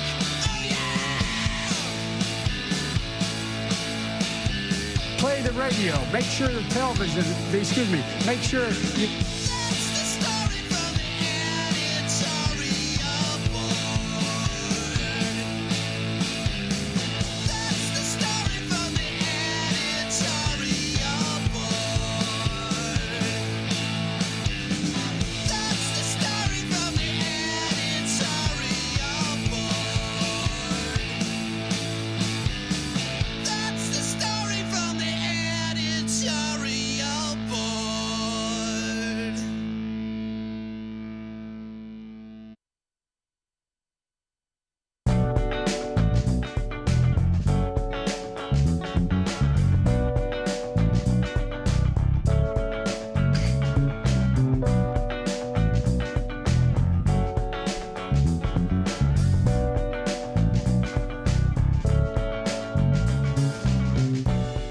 Hey, everybody. How's it going? We're back. Michael Girardi. Awesome song as always, editorial board. We have a new Michael Girardi song that we're going to be playing this week. I got to download it. So it's not on his on the Bandcamp website. Once I download that, we're going to play it. Hey, Ben, are you there? I am here. All right, buddy. It's time for Ben Joravsky's favorite part of the program, where we call our guests live on the phone. Oh, I love this part. You know, I kind of missed this part last week, D, because Oh, you because were Brian's a gone. professional. No, I did not say that. Okay? I did not say that. I didn't even think that. You're putting words into my mouth. You're like the fake news, okay? But no, Brian decided we were going to do all recording, no live stream last week. You know, it was his first time at the board, and so he just wanted to make sure, you know, it's not easy doing what you do. How about that? How about I turn it around into a Whoa, compliment? there we go. Okay? It's not easy doing what you do. That's just how the Ben Joravsky show rolls. You know, I would assume Brian's like, what the hell? You guys called a guest live on the show? Who does that? What we do, all right? Nobody does that in a million. Anyway, so we didn't do that. So, like, what we do, I would record my opening bit, and then I go, well, we'll be right back with Monroe Anderson. We take a break, call Monroe, and then the smooth sailing. And people are like, what a smooth operation this is. Is this ABC TV? Is this the George Stephanopoulos show? Oh my God, did I get on WBEZ? WBEZ. Hey, Brian, go ahead. What? No, the WBZ, aren't they the ones that edit their interviews? Did someone tell us that? Oh, yeah, absolutely. Yeah, no, because we had someone on from WBEZ, and we did the interview, and they're like, you're going to edit this, right? And we're like, no. Edit? Are you crazy? Edit? What's that mean? There's only one Ben Joravsky show, all right? Hey, Brian, take notes on this one, pal. Hold on a second. Take notes, bud. All right? All right. Waiting for Monroe Anderson. Fingers crossed, gang. Oh. Hold on. Hello. Monroe! Hey, Dennis. What's How up? you doing, man? Doing good. How you doing? I'm sorry to hear about your father. My condolences. Oh, thank you very much. That's very nice of you. Yeah. Yeah, that's really good. Monroe, can you hear me okay? Oh, I can hear you fine. Yeah, I hear you fine too. By the way, I just got to tell this.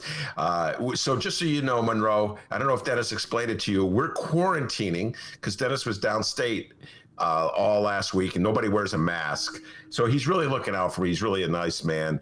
He's worried that the old guy will get it, COVID. So he's at his house. I'm in my attic. You're at your place in Chicago. And okay. We're all, Yeah. so nobody's in the same room, unlike the good old days. When we were at the Sun Okay, Times. so is this going to be live or is it? We're live right now. You're live right now, my friend. Everybody's listening to you. So don't swear and don't say anything like eating ain't cheating. All right? You're live. Okay? Don't say that. Okay. Right. Okay. I don't want to do that. All right. You wouldn't want to do and that. I'll put on my mask. All right, so much to talk about with Monroe. We spend hours, when even we're not on the air, talking about this stuff. And so I'm going to I love doing this part of the show. Monroe posts on Facebook our agenda, and he gives a shout out to Darlene Glanton of the Chicago Tribune.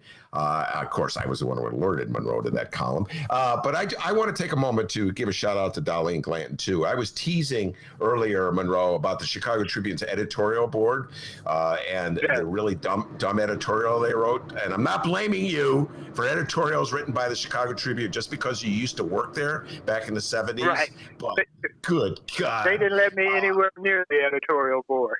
Yeah, no, I know you're way too lefty and way too black. Right. To two of those together, Right. But anyway, Darlene Glanton did write an excellent column.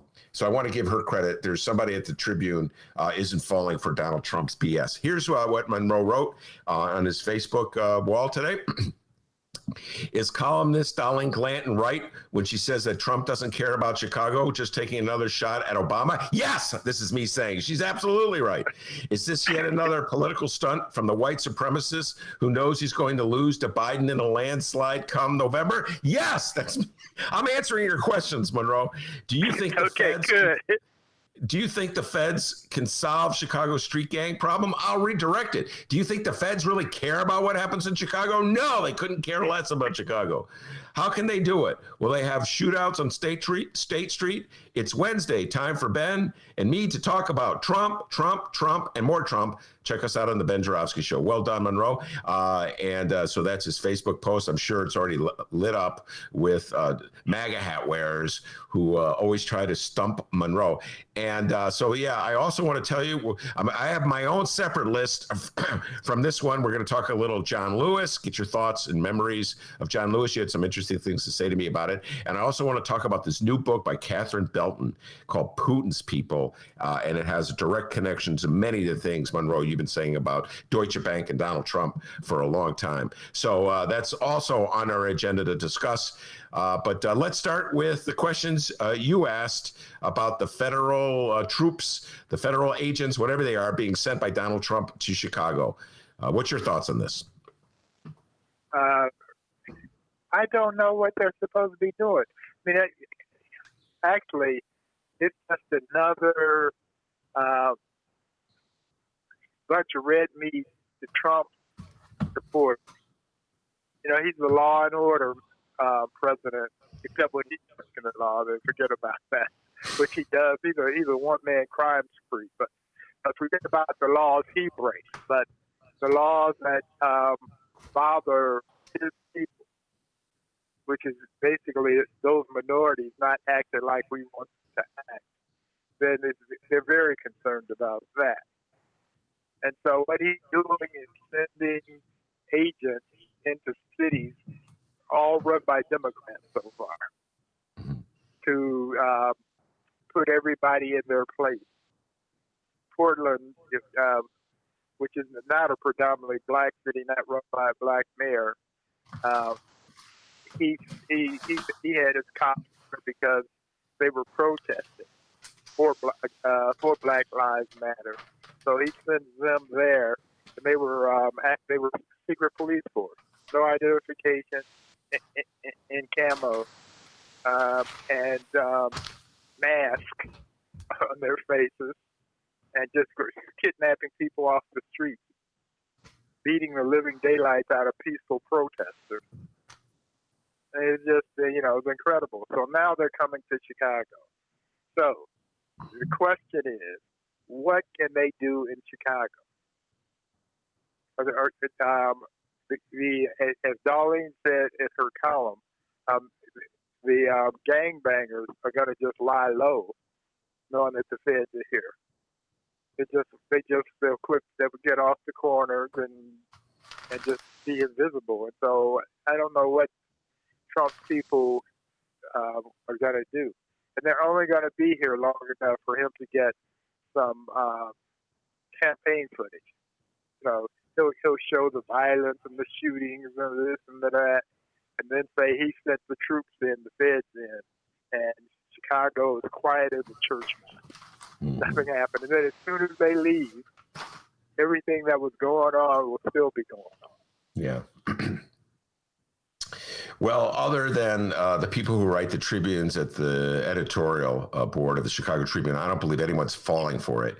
It's all part of a greater law and order campaign that Donald Trump is waging. It's pretty clear to anybody that that's what's going on. I'm going to read you a section of Darlene Glanton's column, get your response to it. It is an outstanding column. The headline is "Trump Sending in the Feds is Obama Payback." And I'll read you this passage from Darlene Glanton's column. Monroe, get your response. Quote, "But Chicagoans do care about what happens here, and we aren't fooled by Trump's fake compassion for the people who live in violent neighborhoods. We might not be able to stop him from bringing his vindictive campaign against liberal Democrats to our city, but there is one thing he can be sure of when he leaves. Regardless of what Trump does, Chicago always will be the city that produced Obama, and proud of it." And what Darlene Glanton is pointing out is that part of the antipathy that Donald Trump has towards Chicago, part of the resentment he has towards Chicago, is because this is where Barack Obama launched his political career. And so Barack Obama, politically speaking, is from Chicago. And Donald Trump has this intense envy for Barack Obama that borders on pathology. And I think that's part of the reason he's constantly targeting Chicago. I agree with Darlene on that one. What's your thoughts? I agree with Darlene, too. I think Trump has hands envy. He has what did you say? Trump has hands envy. I got you. Okay. That's what I thought you said. All right, Monroe Anderson. Darlene didn't mention that in her column. She did. But I bet $10,000 that Obama's hands are bigger than Trump's hands. All right. Let's keep it clean. Next thing you know, you're going to be talking about eating ain't cheating. Now stop it, all right? All right, let's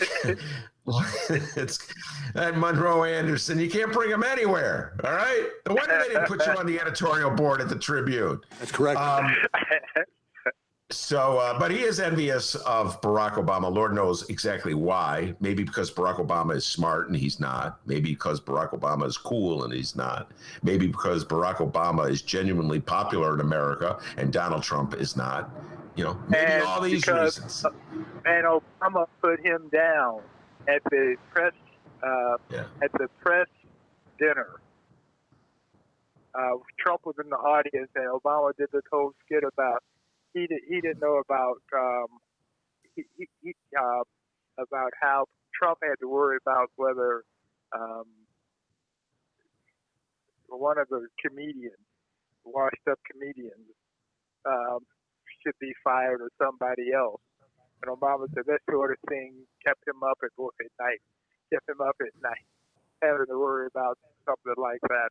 And it so happened that as Obama was cracking on Trump, the Navy SEALs were in the process of killing Osama bin Laden the next day. You remember that? Oh my God!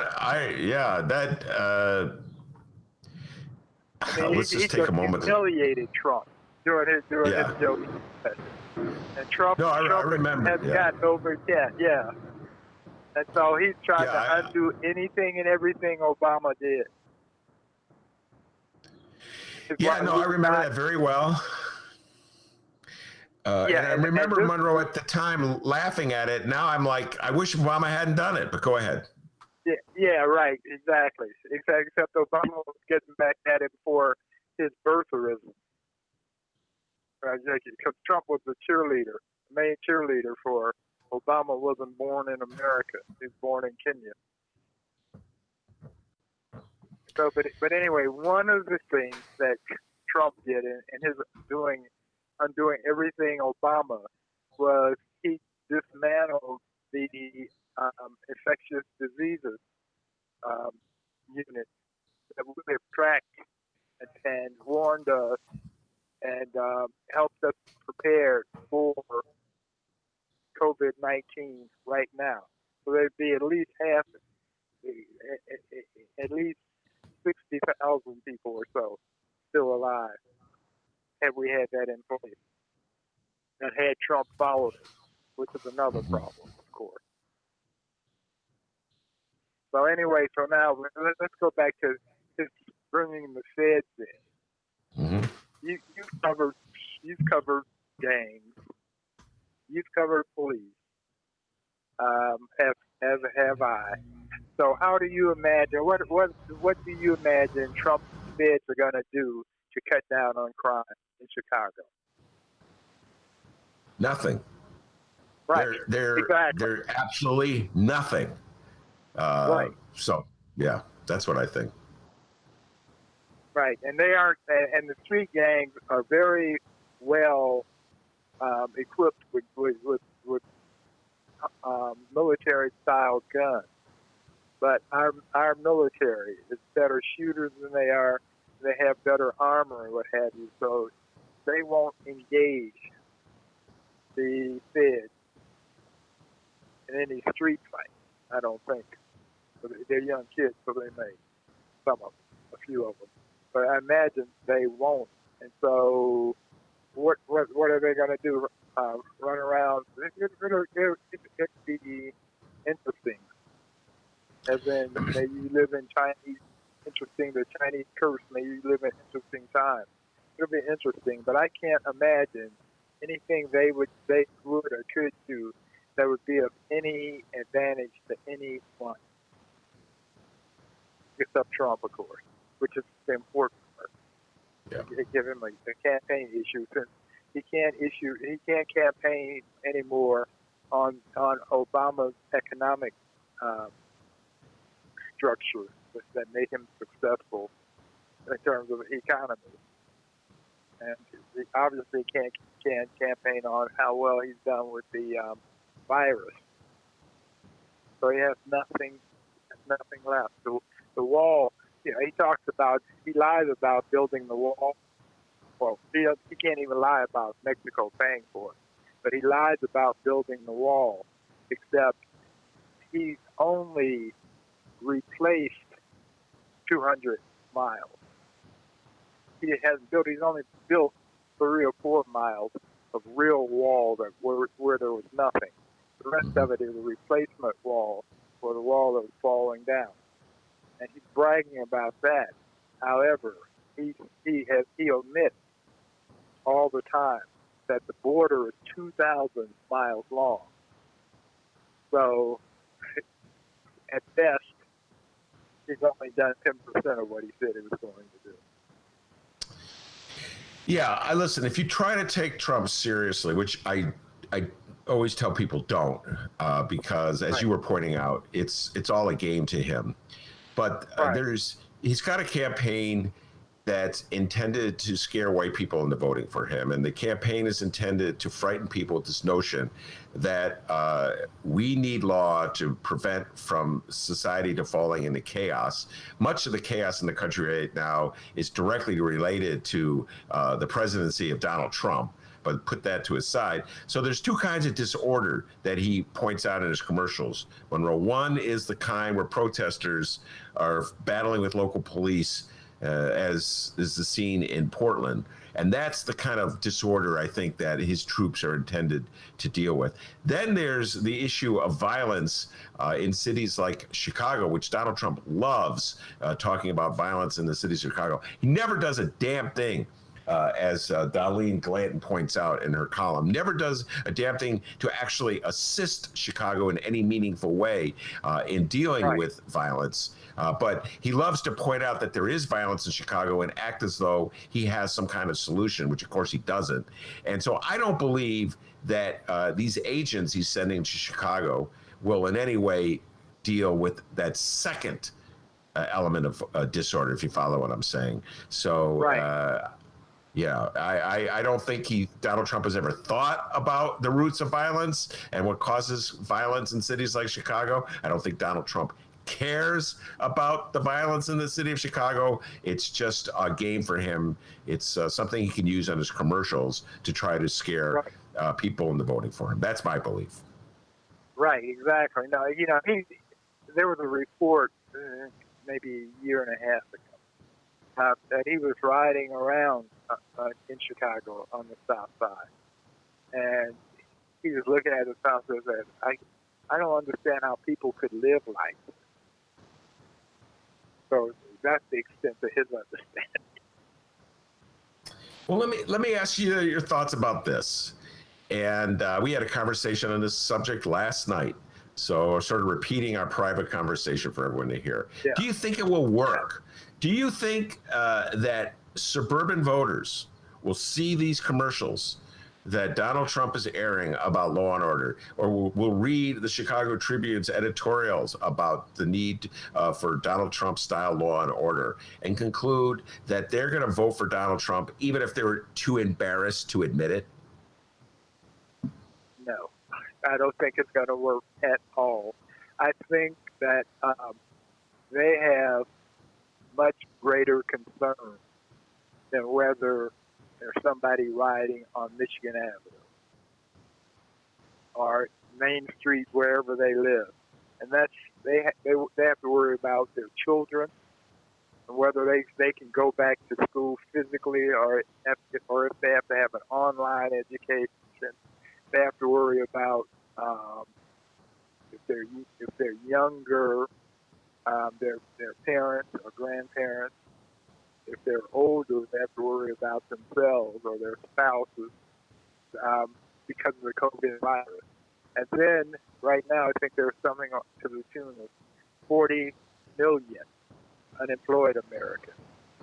And Congress right now, there's the Senate and the House are fighting over whether they should do a third bill helping out, another bill helping out the poor people, the people that have lost their jobs and who don't know where they're going to get their next meal.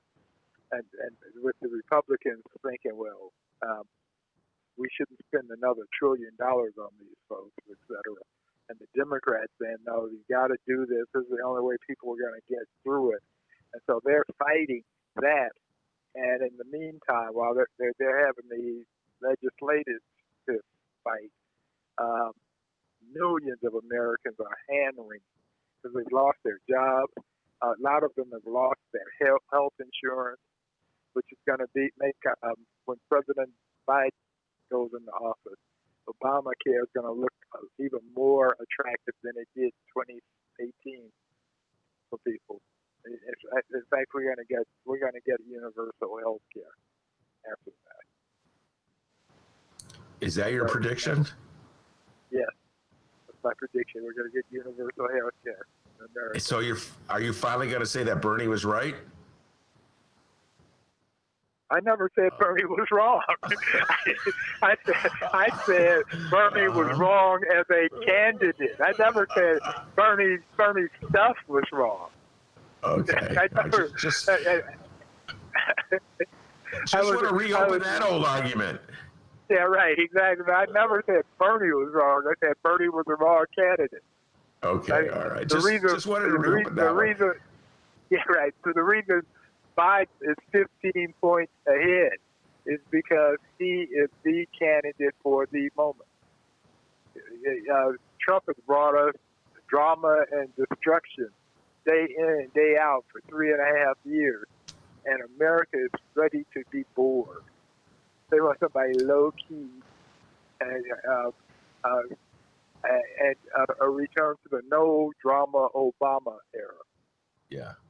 By the way, I was thinking about your theory, and you've stipulated this theory, and I'm almost convinced of it. That you're right. That in the I'm pretty convinced that you're right. So long. I don't know, stubborn in my old age. Right.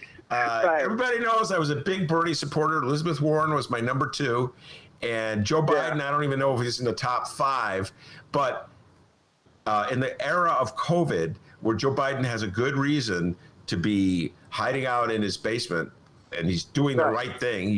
He's actually, I believe he's acting responsibly and setting an example. So I'm not even being facetious when I say this. I do believe he's doing the right thing. So you're correct. He's the perfect candidate for the moment, or he's an ideal candidate for the moment, where you don't have to go out. But I was just thinking about this. We make fun of Joe Biden on the show. We have a little fun with him all the time.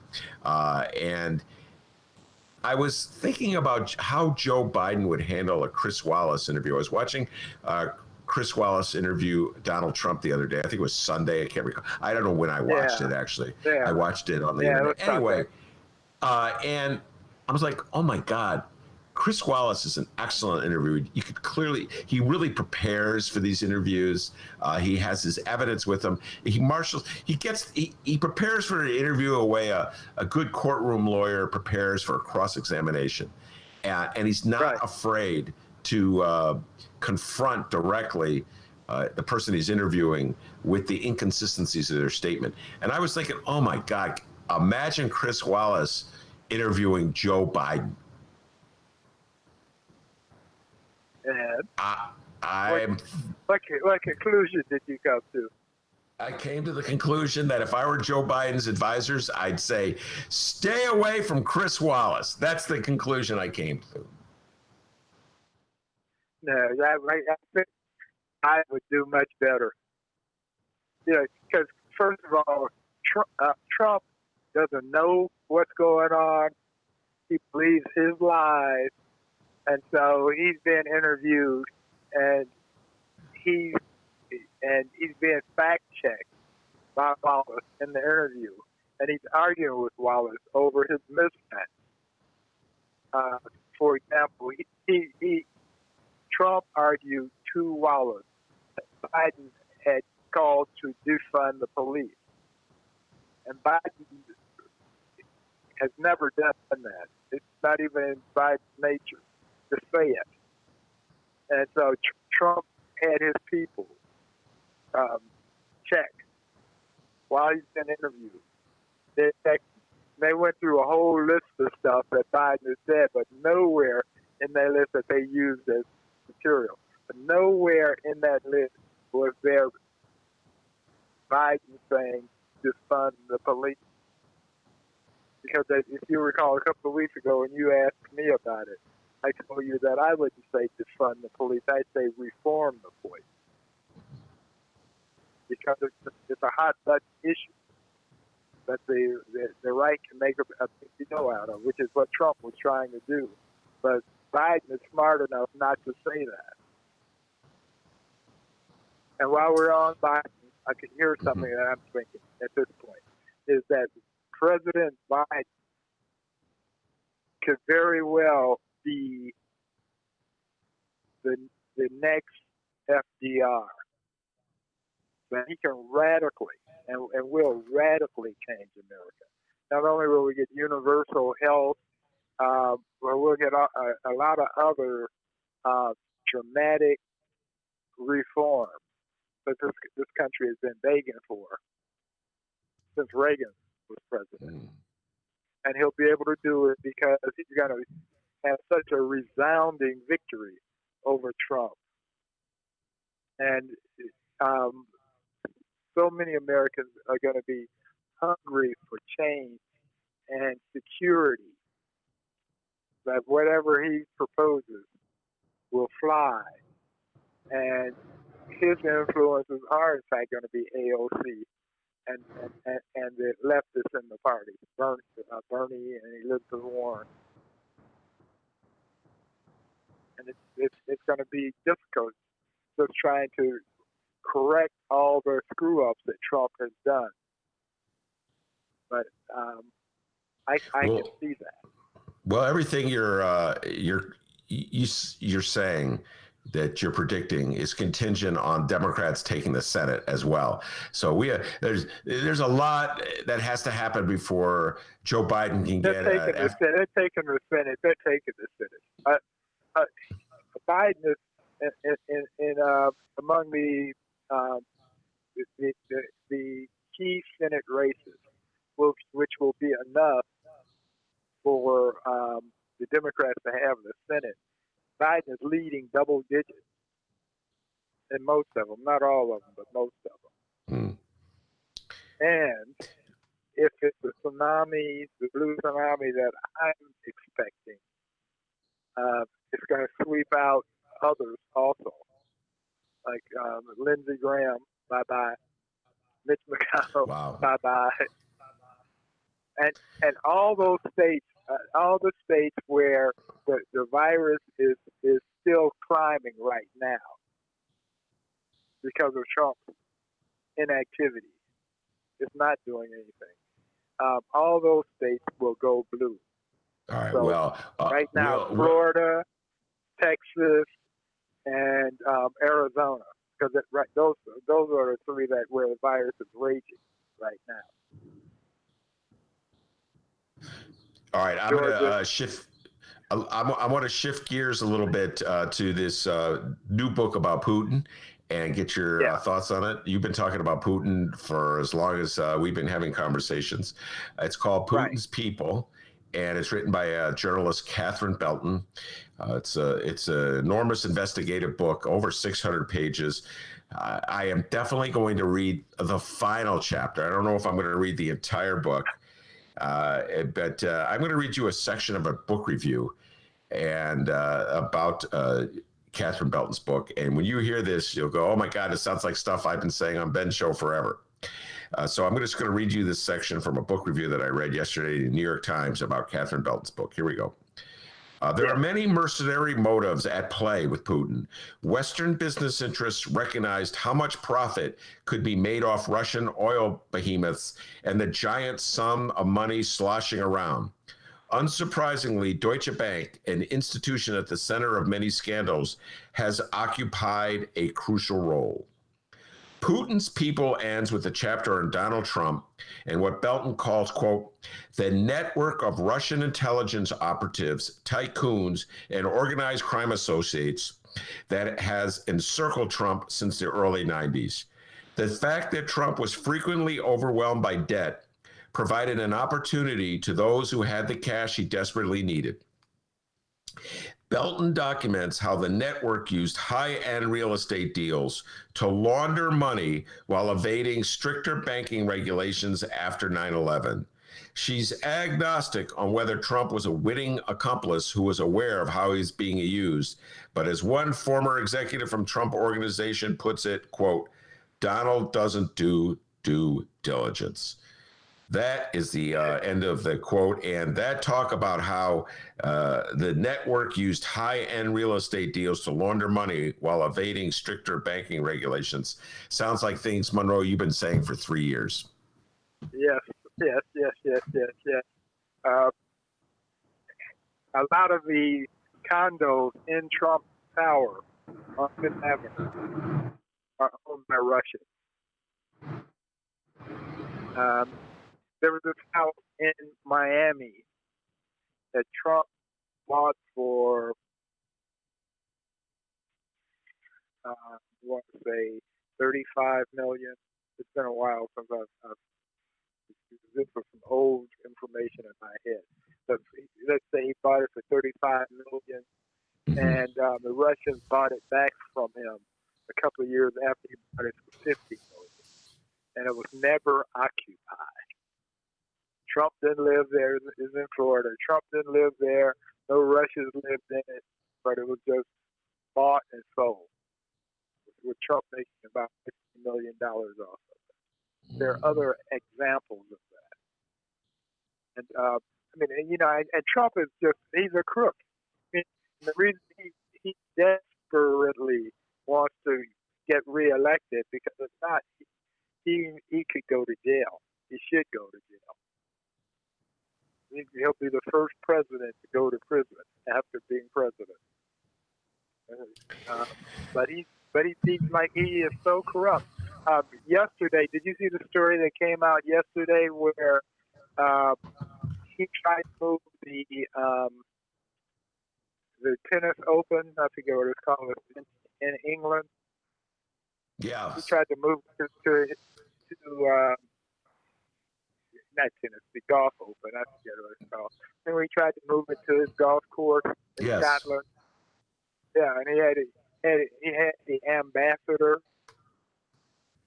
His ambassador go and try and make the deal. Yes. Yeah.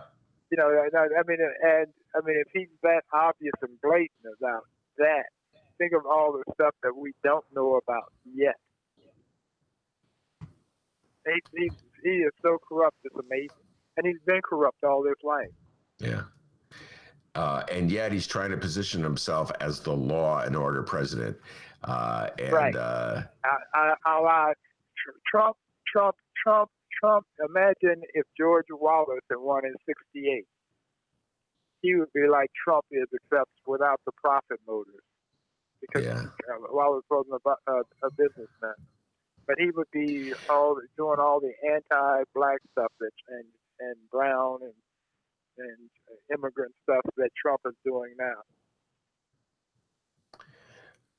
Monroe, I want to close by getting your thoughts about John Lewis. I could do a whole show about the life of John Lewis, the congressman from Atlanta, the civil rights leader, former aide to Martin Luther King. You had some interesting thoughts.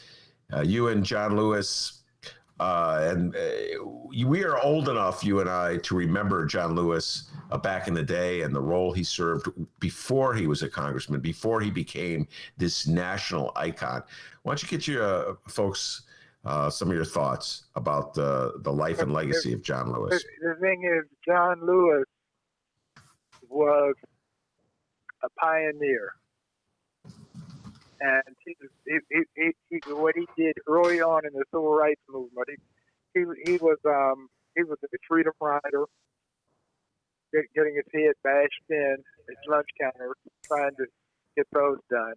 He had a fractured skull from trying to cross the Edmund Pettus Bridge on Bloody Sunday. He was, besides King, he was probably the most committed person to nonviolence, to get things done.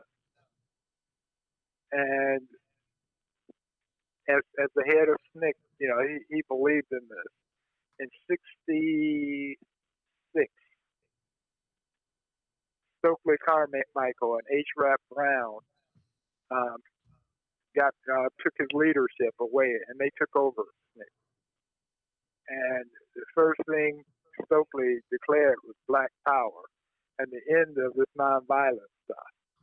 Now, during that same time, you had the rise of the Black Panthers, who were armed and dangerous. And so the nonviolent civil rights movement basically came to a screeching halt.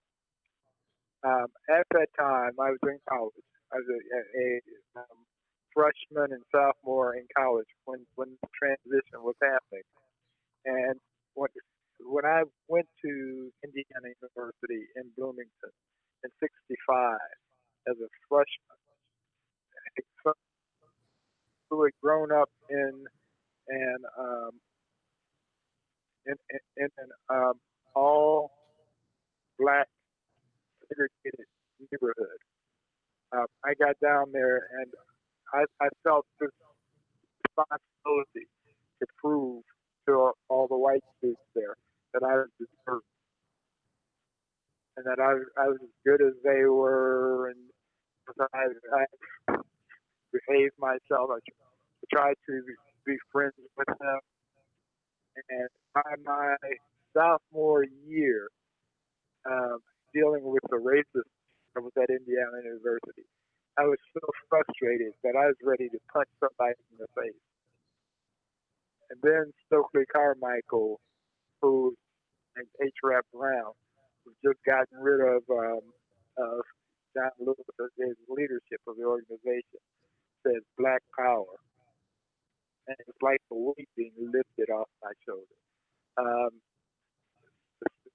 Stokely said that the Philly Dog, which was a dance back then, was just as valid and culturally important as a ballet was. And it was the transition to the whole Black Power, Black identity movement.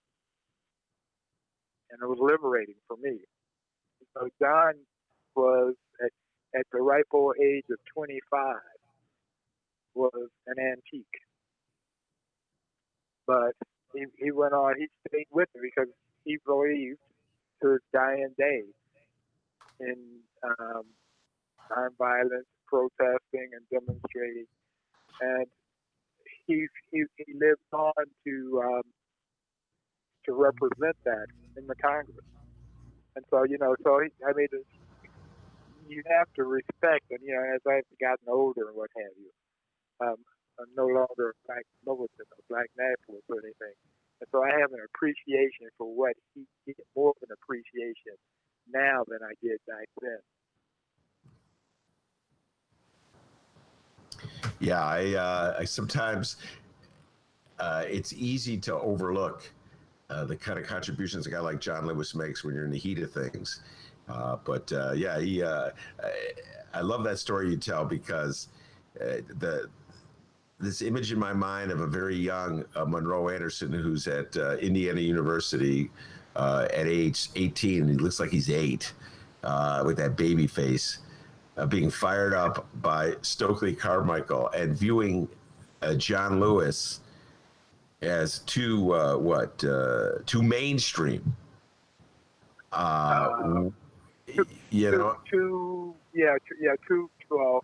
Too go along, get along.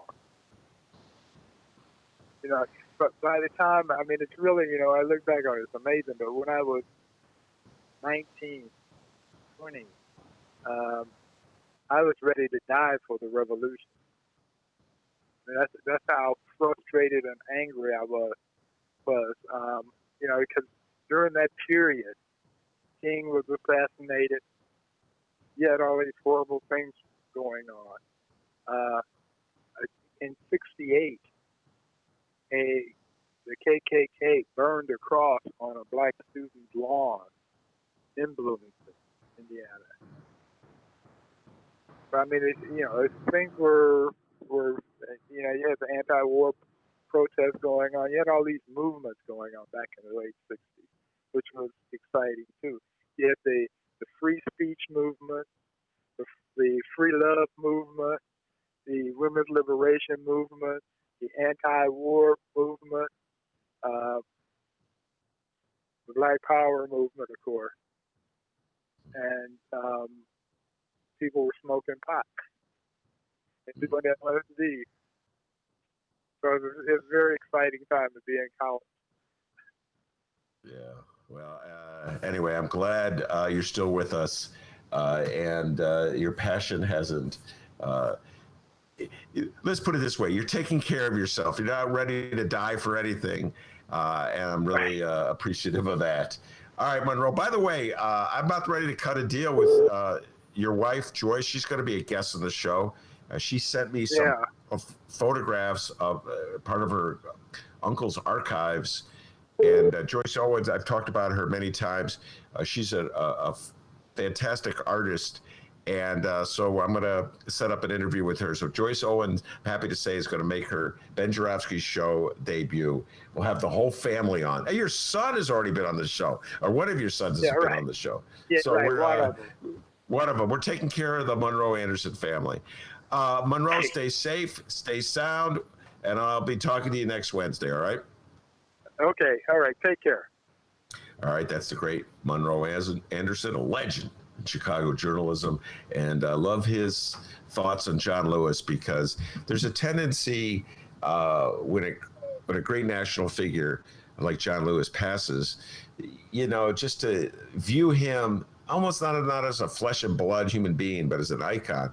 And when Monroe tells that story about how he was struggling with his identity and trying to figure things out in 1968, John Lewis was not his hero. And then later, of course, he came to really appreciate the life and legacy of John Lewis. A great story from Monroe Anderson. Got any updates for us, Steve, before we head out that door? Real quick here, we had a little bit of a news left over from the beginning of the program. We're going to talk about police in schools. Keep them or remove them? We've been wrestling that question for about a month now in the city of Chicago. And right now, thanks to the hard-working folks at Block Club Chicago, we're going to provide an update on what our city schools are saying. Now, in June, after Chicago School Board narrowly voted against terminating a $33 million contract with the police last month, Chicago Public Schools asked local school councils to vote on whether to keep or remove police on campuses. The district has given the 70-plus schools with police officers on campuses an August 14th deadline to vote. So far, we've covered this on the show. Northside College Prep was the first and only to definitively vote to remove officers just days after a student demonstration at the school. The council voted 8-0 against the SRO program. And right now, in my bearded face, are the most up-to-date votes from schools on whether or not to keep their police. And what we'll do here is I'll announce the schools who voted as far back as July 15th. Our host, Ben Joravsky, if he's willing to do so, will remind us all of how big of a Chicago nerd he really is. And he will tell us a bit about the school, and then he'll guess whether or not the school voted to keep or remove their police. You up for this? Yeah, you're putting me on the spot, man. Well, then it's the Ben Joravsky Show. We call our guests live on the air. We put everyone on the spot. All right. Once again, I'll name the school. Tell us what you know about the school. If you don't know, it's okay, dude. And then I will ask you if they decided to remove or keep their police, and you guess, okay? Okay.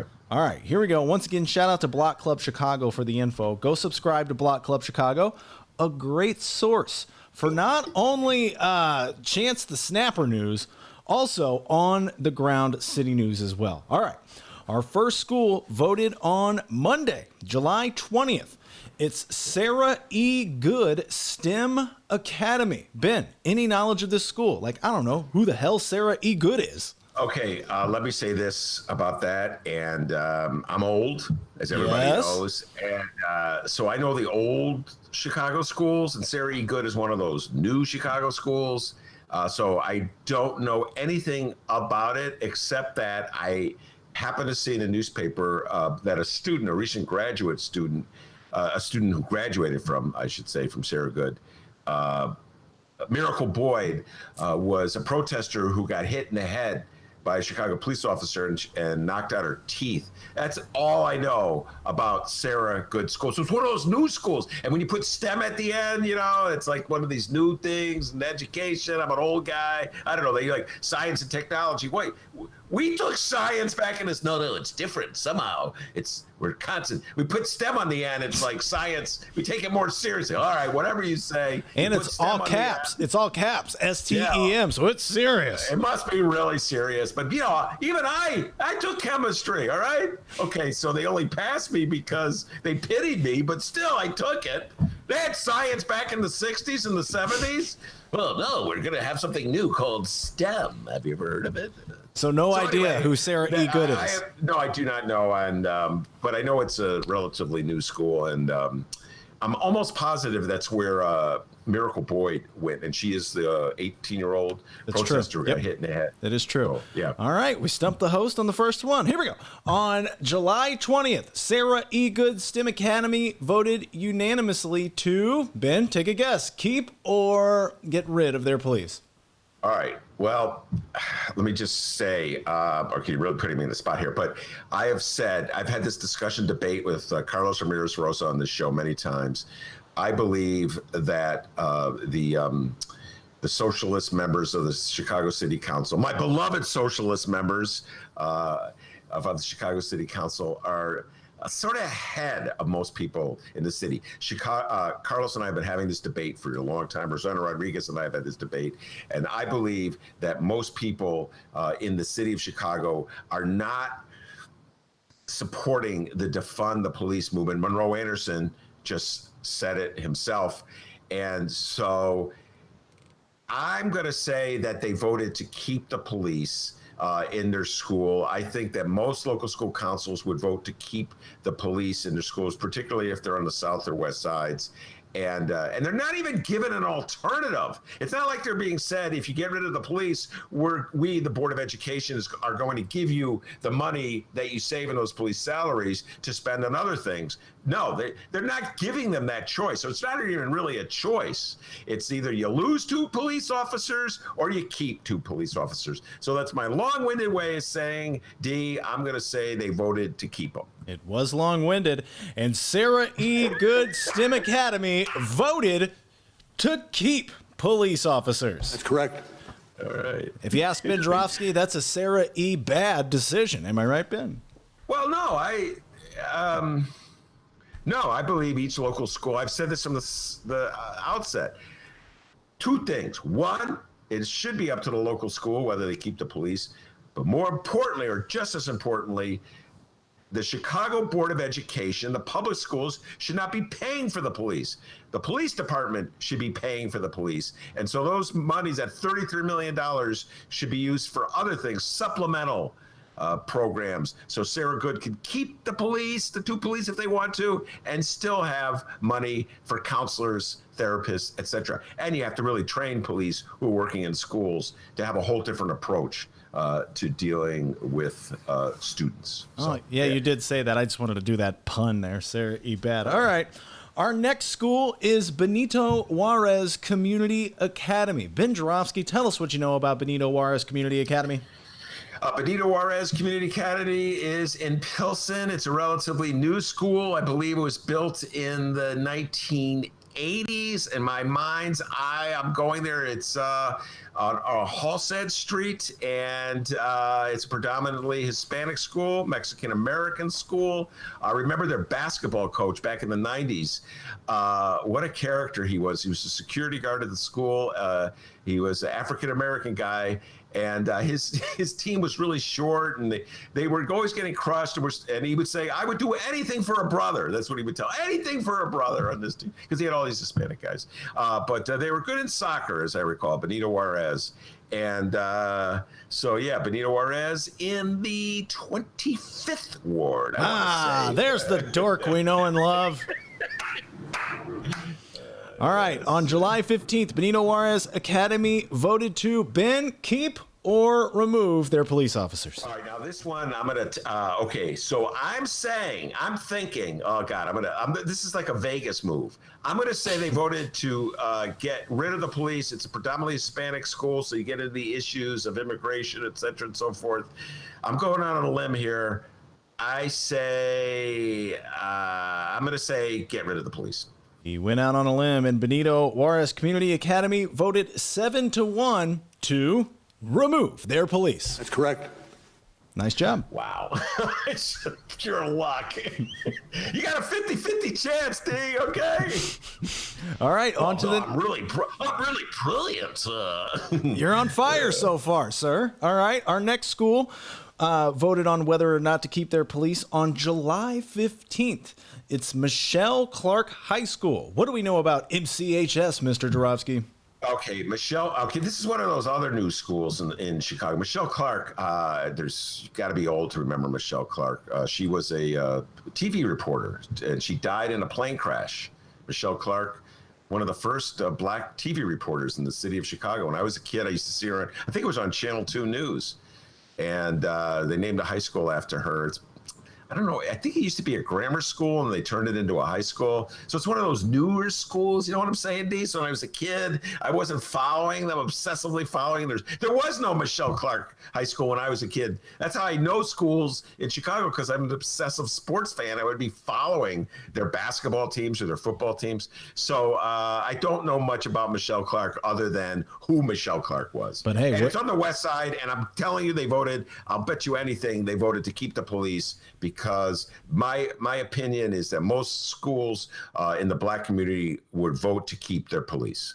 All right, and hey, way to go today. You didn't say shitty of Chicago one time. Let's see here. Michelle Clark High School voted unanimously to keep their police on July 16th. Yeah, that's correct. All right. Told you, Carlos. Told you. You didn't listen to me. Who does? Okay. On to the next one here. We got one more, and thank God, because this bit's getting a little stale. Our last school is Kenwood Academy High School. Now, you know a lot about this one, right, Ben? Karen Lewis. Karen Jennings Lewis. I love you, Karen. Former president of the Chicago Teachers Union, proud graduate of Kenwood High School back in 1970-something. I forget. Karen's my age, roughly.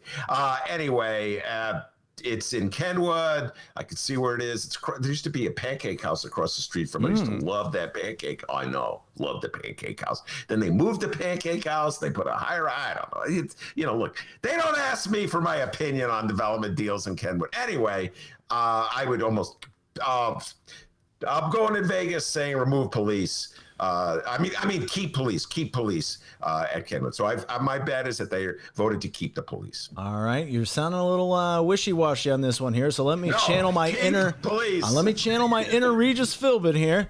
Ben Joravsky, is that your final answer? Yes, it is. Keep police. Okay. On July 15th, Kenwood Academy High School voted unanimously to keep their police. That's correct. Nice. You got them all right. Give me the ball, okay? Give me the ball. There's no ball, and I'm in my apartment, and you're in your attic, so that's not possible. But also here we got a quick update on Frederick Douglass here. I got to pull it up here. They did vote to change the statue, the name of the statue. I got to pull it up here on Block Club Chicago. Shout out to Block Club Chicago, by the way. What's that? Wait, you mean the park? The name of the park? Oh, the park. Yes, absolutely. Here we go. Douglas Park will be renamed for Frederick Douglass. Park District Board says, saying, quote, "We have heard you." Still called Douglas Park, but yeah. Yeah, but they added another S because Stephen Douglas is one S and Frederick Douglass with two S. And I urge everyone to check out the interview I did with Salim Muwakil. I dropped on Monday. And Salim talks about the legacy of Frederick Douglass. It was I don't know if you folks know who Salim Muwakil is. He is a legend, another legend in Chicago journalism.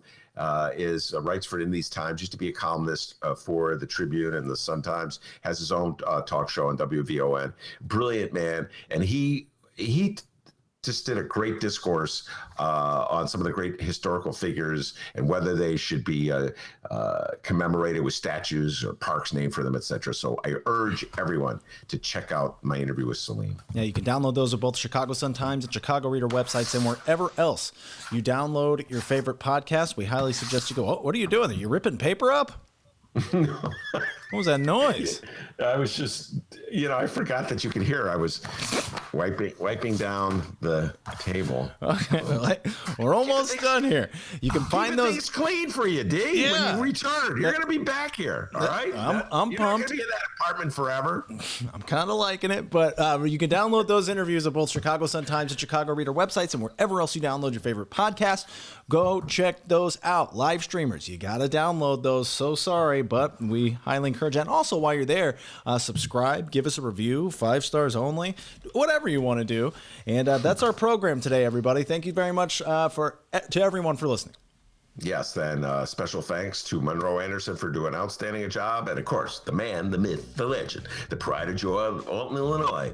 And as everyone will tell you, including Salim, Monroe Anderson, and even the editorial board writers of the Chicago Tribune, even they will tell you that back home in Alton, they call him Dr. Doobie. Give yourself a raise, take it out of petty cash. See you tomorrow, everyone.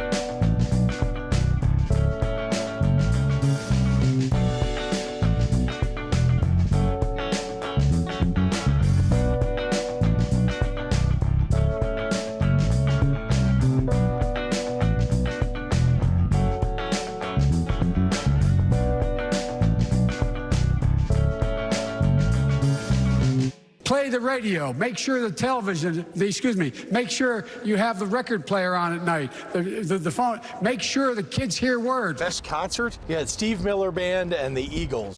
Let's begin with phase 1. We will shut you down. We will cite you. And if we need to, we will arrest you and we will take you to jail. That's correct. I want an answer. It's not something you ignore. I think you're 100% full of shit. I won't just turn the car around. I'm going to shut it off. I'm going to kick you out, and I'm going to make you walk home.